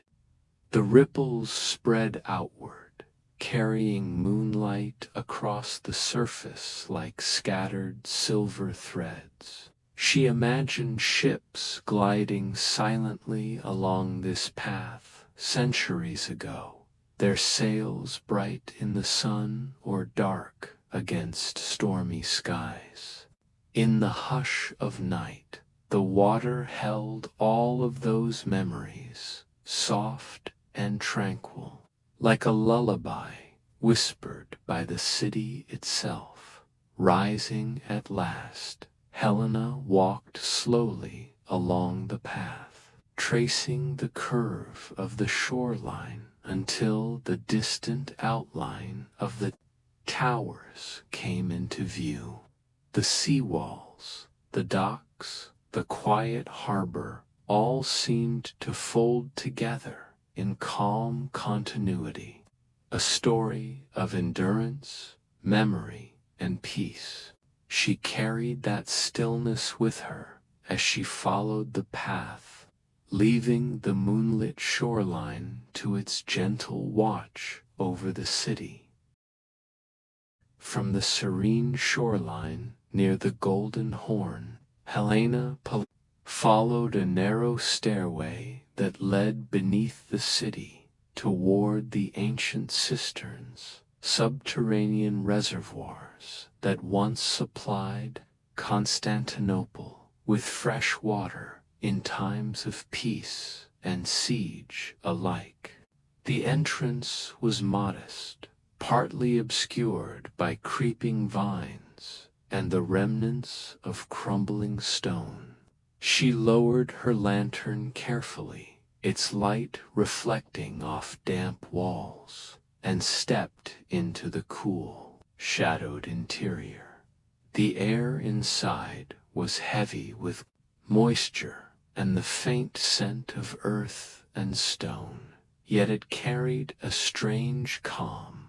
Helena's footsteps echoed softly against the smooth brick arches and columns, their repetition like a gentle heartbeat in the quiet darkness. Thousands of slender pillars rose from the shallow water below, arranged in perfect symmetry, supporting vaulted ceilings above. The reflection of lantern light danced across the surface of the water, creating a shimmering lattice of stone and silver. She walked slowly along a narrow walkway, pausing at points where the water pooled deep and silent. Fish, tiny and pale, darted beneath the reflections, unnoticed by anyone but the patient city. Helena imagined the cisterns in their prime, workers hauling water from distant springs, engineers ensuring its flow, citizens drawing buckets to fill their homes. The noise of daily life had long vanished, leaving only this eternal quiet. In the dim light, the columns appeared almost endless, stretching into shadow, their stone faces carved with intricate patterns, now softened by centuries. Helena reached out to touch one, feeling the cold solidity beneath her fingertips. The stone had held water for generations, providing life to emperors and ordinary people alike. It seemed miraculous, the permanence of such a structure amid the ever-shifting tides of history above. A faint drip echoed from the vaulted ceiling, falling into the still water below. Helena closed her eyes and listened, letting the sound mingle with the soft whisper of her own breath. The cisterns were alive in their own quiet way, not with voices or footsteps, but with rhythm, space, and the slow, patient flow of water. In this darkness, she felt a connection to the city's past, a sense of continuity and endurance that reached beyond sight or sound. After lingering for some time, Helena turned to follow the walkway back toward the entrance. The lantern's glow caught the columns one last time, reflecting in the water in delicate patterns that seemed like fleeting stars. She emerged into the cool night air above, leaving the cisterns to their silent guardianship, carrying with her the deep, soothing calm of water held in stone. From the quiet depths of the cisterns, Helena Palaiologina returned to the streets. Above, her lantern casting soft, golden reflections on the cobblestones, she wandered eastward, drawn by the gentle fragrance of night-blooming flowers, toward the Twilight gardens, tucked near the ruins of the once magnificent hippodrome. These gardens, though quiet and mostly reclaimed by nature, held a sense of timeless beauty, where imperial grandeur had met the serenity of earth and bloom. The entrance was framed by crumbling arches, entwined with ivy and wild roses, whose petals shimmered faintly in the moonlight. Helena stepped inside, immediately enveloped by the scent of jasmine and myrtle. Paths of uneven stone wound between flower beds, broken fountains, and scattered statues, their features softened by centuries of rain and wind. Here, the ghosts of emperors, courtiers, and spectators of grand chariot races seemed to linger, not as shadows, but as gentle echoes. She walked slowly along a path lined with low hedges, pausing beside a fountain whose water had long ceased to flow. Moss and small flowering plants had taken its place, yet it glimmered softly in the moonlight, reflecting Helena's lantern as if in quiet conversation. The distant outline of the hippodrome's obelisks rose beyond the garden, their forms silhouetted against the night sky. She imagined the roar of crowds, the pounding of horses' hooves, the color and life of the arena long vanished into serene calm.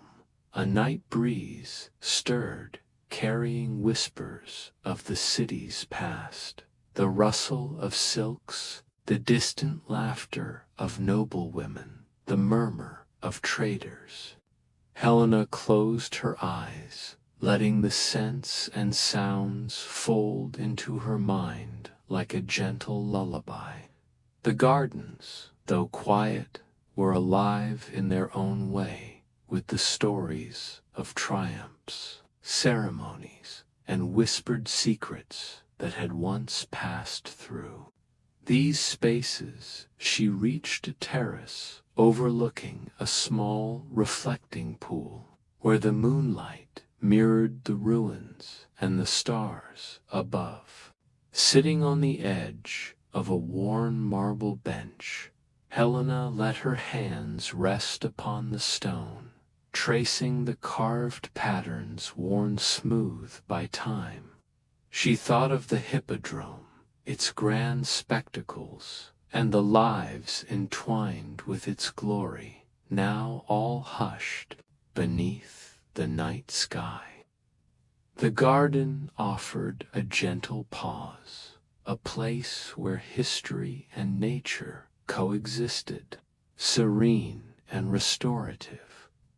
After some time, Helena rose and continued along the winding paths, her lantern glowing softly. The flowers swayed in the breeze, the statues seemed to watch silently, and the faint sound of the city's distant waters reminded her that the world continued beyond this tranquil haven. She carried the peace of the twilight gardens within her, a calm balm for the wandering soul, as she moved toward the deeper heart of Constantinople's ancient night. From the twilight gardens, Helena Palaiologina wandered through narrow, winding streets that led her into the heart of the old city's marketplace. By day, these streets had been alive with merchants' calls, clattering carts, and the rich scents of spices, fabrics, and fresh bread. Tonight, under the hush of moonlight, all that energy had softened into stillness, leaving only the faint outlines of stalls, awnings, and cobblestones glimmering in the lantern's glow.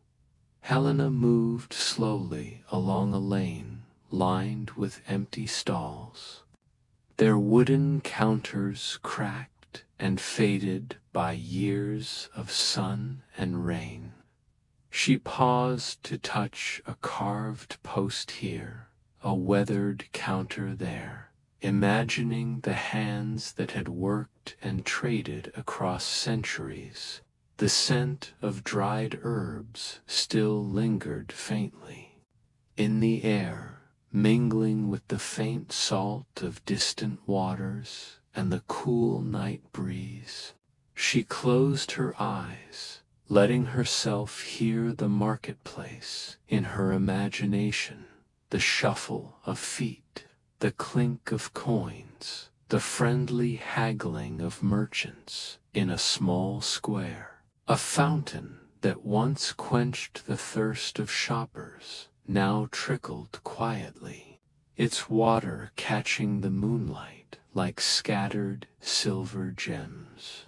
Helena knelt beside it, letting her fingers trail in the shallow stream, feeling the smooth stone beneath. She imagined children playing here, women gossiping, traders displaying bolts of silk and crates of fruit, all illuminated by torches or early lanterns. Now the fountain murmured alone, a soft lullaby to the deserted square. She wandered further, past rows of collapsed awnings and scattered pottery shards. Small cats, the silent heirs of centuries of city life, slinked between stalls, their eyes reflecting the lantern's glow. Helena's footsteps echoed softly against the cobblestones. mingling with the faint rustle of wind through narrow alleys. In this stillness, the city seemed alive in memory, a quiet pulse beneath the stone and shadow. At a corner, she found a small alcove where ancient market signs, painted long ago, still clung to the walls. Though faded and chipped, they hinted at bakers, jewelers, and spice traders who had once called these streets home. Helena ran her hand over the wall, imagining the vibrancy that once filled this space. The past whispered to her, not as a disturbance, but as a gentle companion, wrapping her in the city's quiet stories. After lingering in the square, Helena continued her slow passage along the marketways, the lantern casting warm light over walls and stones. The soft, rhythmic quiet of the old city guided her steps, and she felt a profound connection to the countless lives that had intersected here. Though the streets were empty, they sang a silent song of continuity, of life remembered, of Constantinople breathing gently beneath the calm of night. From the silent marketways, Helena Palaiologina turned down a narrow lane that led her toward the imperial quarter, a part of the city that once pulsed with the lives of emperors, courtiers, and palace attendants.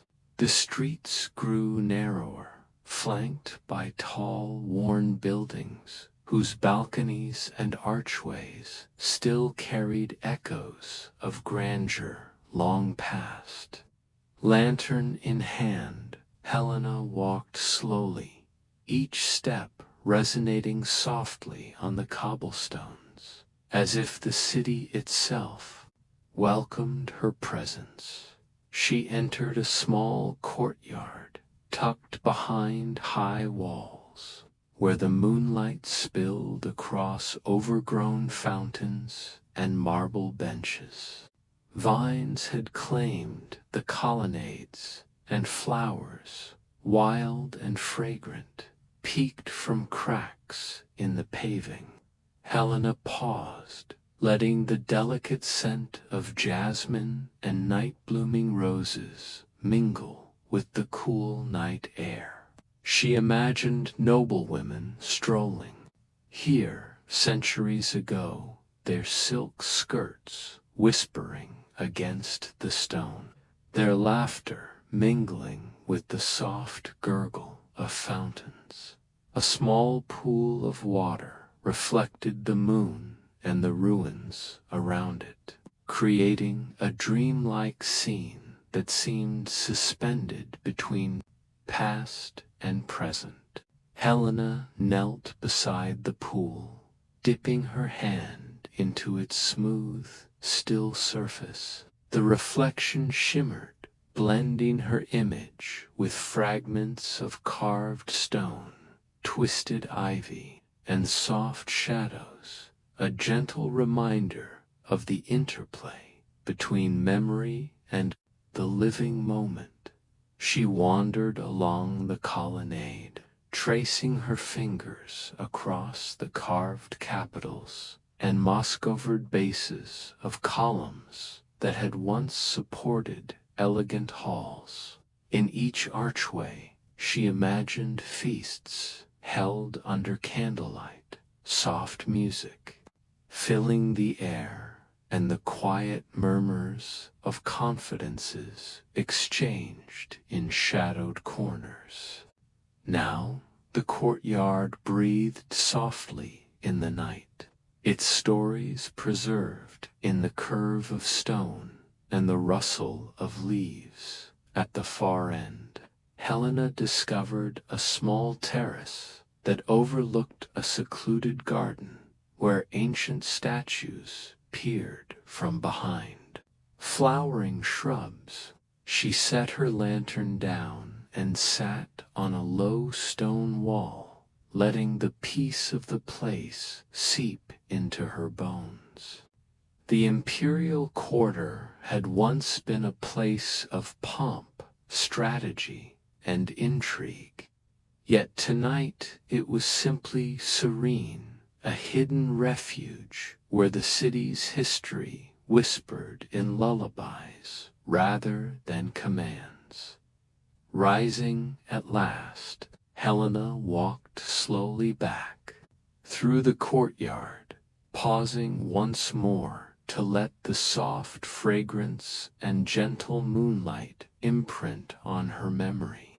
Each arch, fountain, and vine-wrapped column seemed to send a silent farewell, and she carried the calm of these hidden corners into the quiet streets beyond, stepping softly into Constantinople's endless night from the secluded courtyards of the imperial quarter. Helena Palaiologina made her way to the Hippodrome, once the heart of Constantinople's grandeur, now softened by time and shadow. The great arena stretched before her, its vast outline still visible under the moonlight, and the empty stands rose like silent witnesses to centuries of triumph, spectacle, and ceremony. Lantern in hand, Helena walked along the perimeter, her steps echoing faintly on the weathered stone. The hippodrome had once pulsed with life. Chariots had thundered across its sands, the roar of the crowd reverberating through the air. Senators, emperors, and ordinary citizens alike had gathered here, witnessing events that shaped the fate of an empire. Now, silence reigned, broken only by the whisper of the wind through broken arches and the occasional rustle of a night bird. Helena's lantern cast long shadows across the carved spina, tracing the line where the races had curved so many centuries ago. She wandered past the obelisks, their ancient inscriptions softened by centuries, yet still carrying the weight of distant lands and royal ambitions. The obelisk of Theodosius rose slender and commanding, its base still adorned with faint carvings of victories and ceremonies. Helena paused, resting her hand on the cold stone, imagining the processions that had circled the arena, horses' hooves striking in rhythm, trumpets heralding triumph, silk banners fluttering in the sun. Tonight, only the silver moon and soft lantern light bore witness. A breeze stirred through the arches, carrying the faint scent of earth and moss from the surrounding gardens. Helena stepped into a side corridor where once the emperor's box had stood, imagining the view of the arena from this secluded vantage. Here, the city had looked upon its own pride and pageantry. Now, the walls themselves seemed to hum gently, their echoes like a lullaby for those who paused to listen. She finally reached a terrace overlooking the spina. Sitting upon a worn marble bench, the moonlight shimmered across the open arena, and the lantern's glow added a warm reflection to the scene. Helena closed her eyes and let the calm of the place enfold her. The hippodrome though silent, was alive with memory, the rhythm of centuries beating softly beneath the night sky. A quiet song of Constantinople's enduring spirit. Rising at last, Helena traced her steps slowly along the edges of the arena, her lantern casting soft reflections across the stone. She carried with her the serene hush of the twilight halls, a reminder that even in absence, history holds a gentle, enduring presence. From the serene expanse of the hippodrome, Helena Palaiologina followed a narrow, shadowed passage that led to the royal stables, tucked behind the walls of the imperial quarter. Once, this place had been alive with the rhythm of hooves, the soft murmur of grooms, and the scent of straw and leather.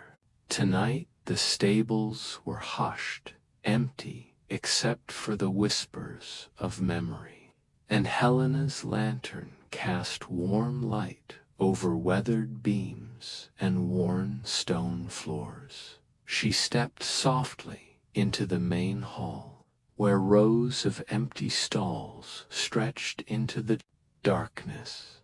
The air carried the faint trace of hay and polished wood, mingling with the cool breath of night.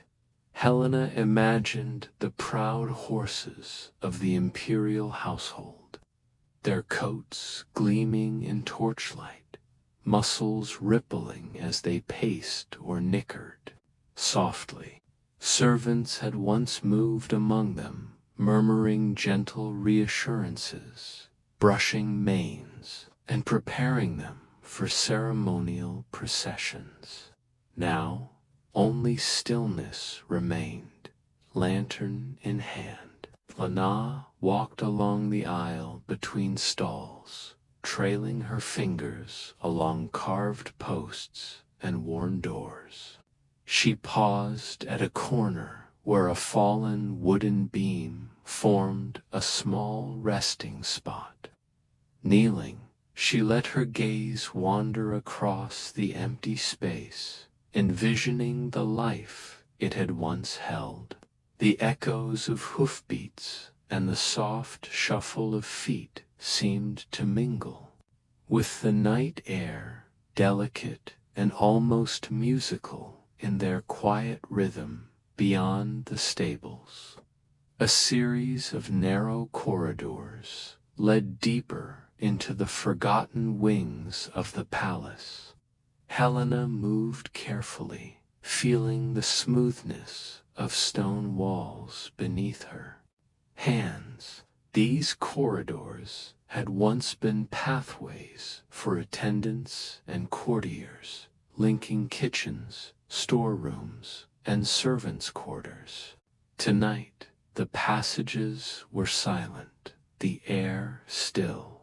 Yet they seemed to pulse gently with the memory of countless footsteps, whispered orders, and quiet laughter long past. At the far end, she discovered a small courtyard where moonlight spilled over broken arches.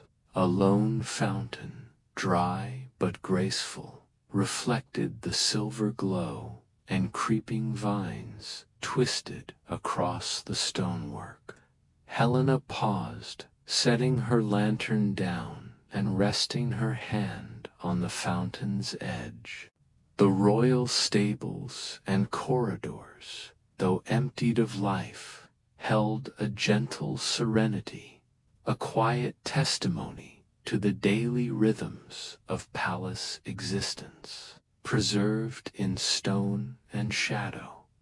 Rising at last, Helena traced her way back through the corridors and into the stables, letting the calm of this hidden world settle within her. The echoes of hooves voices, and subtle movements became a gentle accompaniment to her thoughts, a lullaby whispered by the city itself as she stepped out once more into the moonlit streets of Constantinople. From the tranquil royal stables, Helena Palaiologina followed a narrow, winding street leading toward the ancient library. Once a treasure of Constantinople's knowledge and learning, the building rose before her, partially crumbled, yet still dignified, its tall windows framed by ivy and faint moonlight. Lantern in hand, she approached carefully, stepping over fragments of marble and scattered manuscripts that had tumbled into the streets over the centuries. Inside, the air was cool and faintly scented with old parchment and polished wood. Rows of shelves stretched into darkness, their contents long muted by time. Scrolls and leather-bound codices, their edges frayed and surfaces dusted, rested quietly, holding the wisdom of generations. Helena's lantern casts warm circles of light, illuminating the faded ink of titles, the delicate illustrations, and the intricate patterns on covers that had once dazzled the eyes of scholars and nobles alike. She walked slowly down a central aisle, her fingers brushing lightly across the spines and rolled parchments. She imagined scribes hunched over desks by candlelight, ink-stained fingers tracing symbols, copying manuscripts with meticulous care. Scholars had once debated philosophy, theology, and law in these halls, their voices echoing softly among the stacks. Tonight, silence reigned, yet the space hummed faintly with memory, a quiet energy of preserved knowledge. At the far end of the library, a small reading alcove overlooked the city through a cracked window. Helena set her lantern on a stone ledge and knelt beside it, tracing delicate scrolls with her fingertips. The moonlight illuminated faint script, revealing diagrams, calligraphy, and symbols of forgotten wisdom. She imagined readers from centuries past, absorbed in learning, the soft scratch of quills and the turning of fragile pages filling the air. A breeze drifted through the window, carrying the scent of the night and the soft rustle of leaves from nearby gardens. Helena closed her eyes, letting the calm sweep over her. The library, though empty, was alive in spirit, a sanctuary of thought and memory, a place where the city's intellect whispered gently through time. Rising at last, she moved slowly through the stacks, letting her lantern cast long reflections across shelves and scattered manuscripts. Each step was careful, reverent, as though disturbing nothing but honoring everything. The ancient library, silent and enduring, became a lullaby of history and learning, wrapping Helena in the serene embrace of Constantinople's timeless night. From the calm of the ancient library, Helena Palaiologina found a narrow, half-hidden entrance tucked beneath a worn archway. The stone stairway led downward, spiraling into darkness, toward the secret passageways that had once allowed messengers, guards, and courtiers to move unseen beneath Constantinople. Lantern in hand, she descended carefully, the soft echo of her footsteps mingling with the faint drip of water from the walls. The tunnels were cool and damp, lined with centuries-old stone, carved with arches that hinted at long-forgotten craftsmanship. Helena's light illuminated alcoves and niches, revealing traces of past lives, faded inscriptions, rough sketches, and symbols left by hands long gone. She imagined hurried couriers carrying messages for emperors, guards moving silently to defend the city, and whispered secrets exchanged in hushed tones along these very corridors. She paused in a small chamber where the ceiling had partially collapsed, moonlight filtering faintly through the cracks above. The air was heavy with the scent of earth and stone, yet there was a strange serenity here. Helena knelt and traced the grooves in the floor with her fingers, imagining the countless feet that had passed this way, warriors, servants, scholars, each leaving only the faintest imprint on history. Deeper in the tunnels, curved and twisted, some leading beneath residential quarters, others beneath the grander halls of the imperial quarter.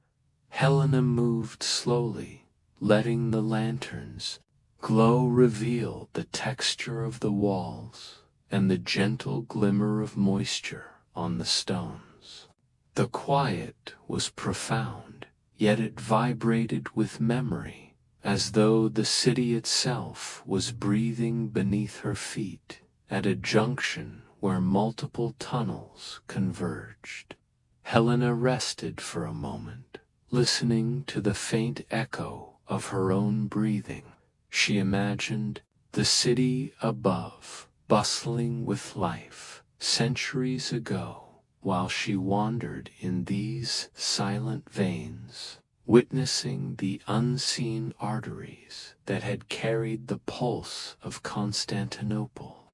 Each step she took felt like a conversation across time, a bridge between centuries, as the secret passageways held their hushed stories patiently, waiting for someone to remember. Rising at last, Helena traced her way back toward the stairway. Letting the calm of the tunnels settle around her, she emerged once more into the moonlit streets above, carrying with her the serene whispers of hidden corridors, a quiet reminder of the city's depth, resilience, and enduring mysteries. From the hidden tunnels, Helena Palaiologina emerged into a quiet street that led her toward the Twilight Tower, perched along the city's northern sea walls. The tower, tall and solitary, rose like a sentinel against the night sky, its stones softened by centuries of wind and salt. Lantern in hand, she approached the entrance, tracing the worn carvings around the archway and stepping carefully onto the spiral staircase within. The stairs creaked faintly beneath her weight, each step echoing softly in the hollow tower. Helena's lantern cast warm light on rough stone walls, revealing niches where once guards had kept watch, and small windows that offered fleeting glimpses of the city below. She paused frequently, letting her eyes adjust, imagining the countless centuries who had climbed these steps to survey the sea and the city in vigilant silence. At the top, a narrow balcony offered an expansive view. The sea walls stretched far to the east and west, their battlements catching the moonlight like silver edges. Beyond, the waters of the Golden Horn and the Bosphorus shimmered softly, rippling gently in the night breeze. Helena's gaze swept across the city, the darkened rooftops, the scattered lights from distant lanterns, the silhouettes of towers and minarets standing in solemn dignity.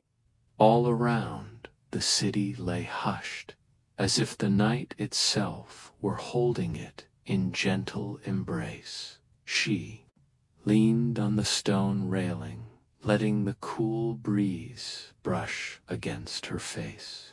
The soft murmur of waves against the walls far below joined with the faint rustle of leaves and distant night birds, creating a symphony of calm.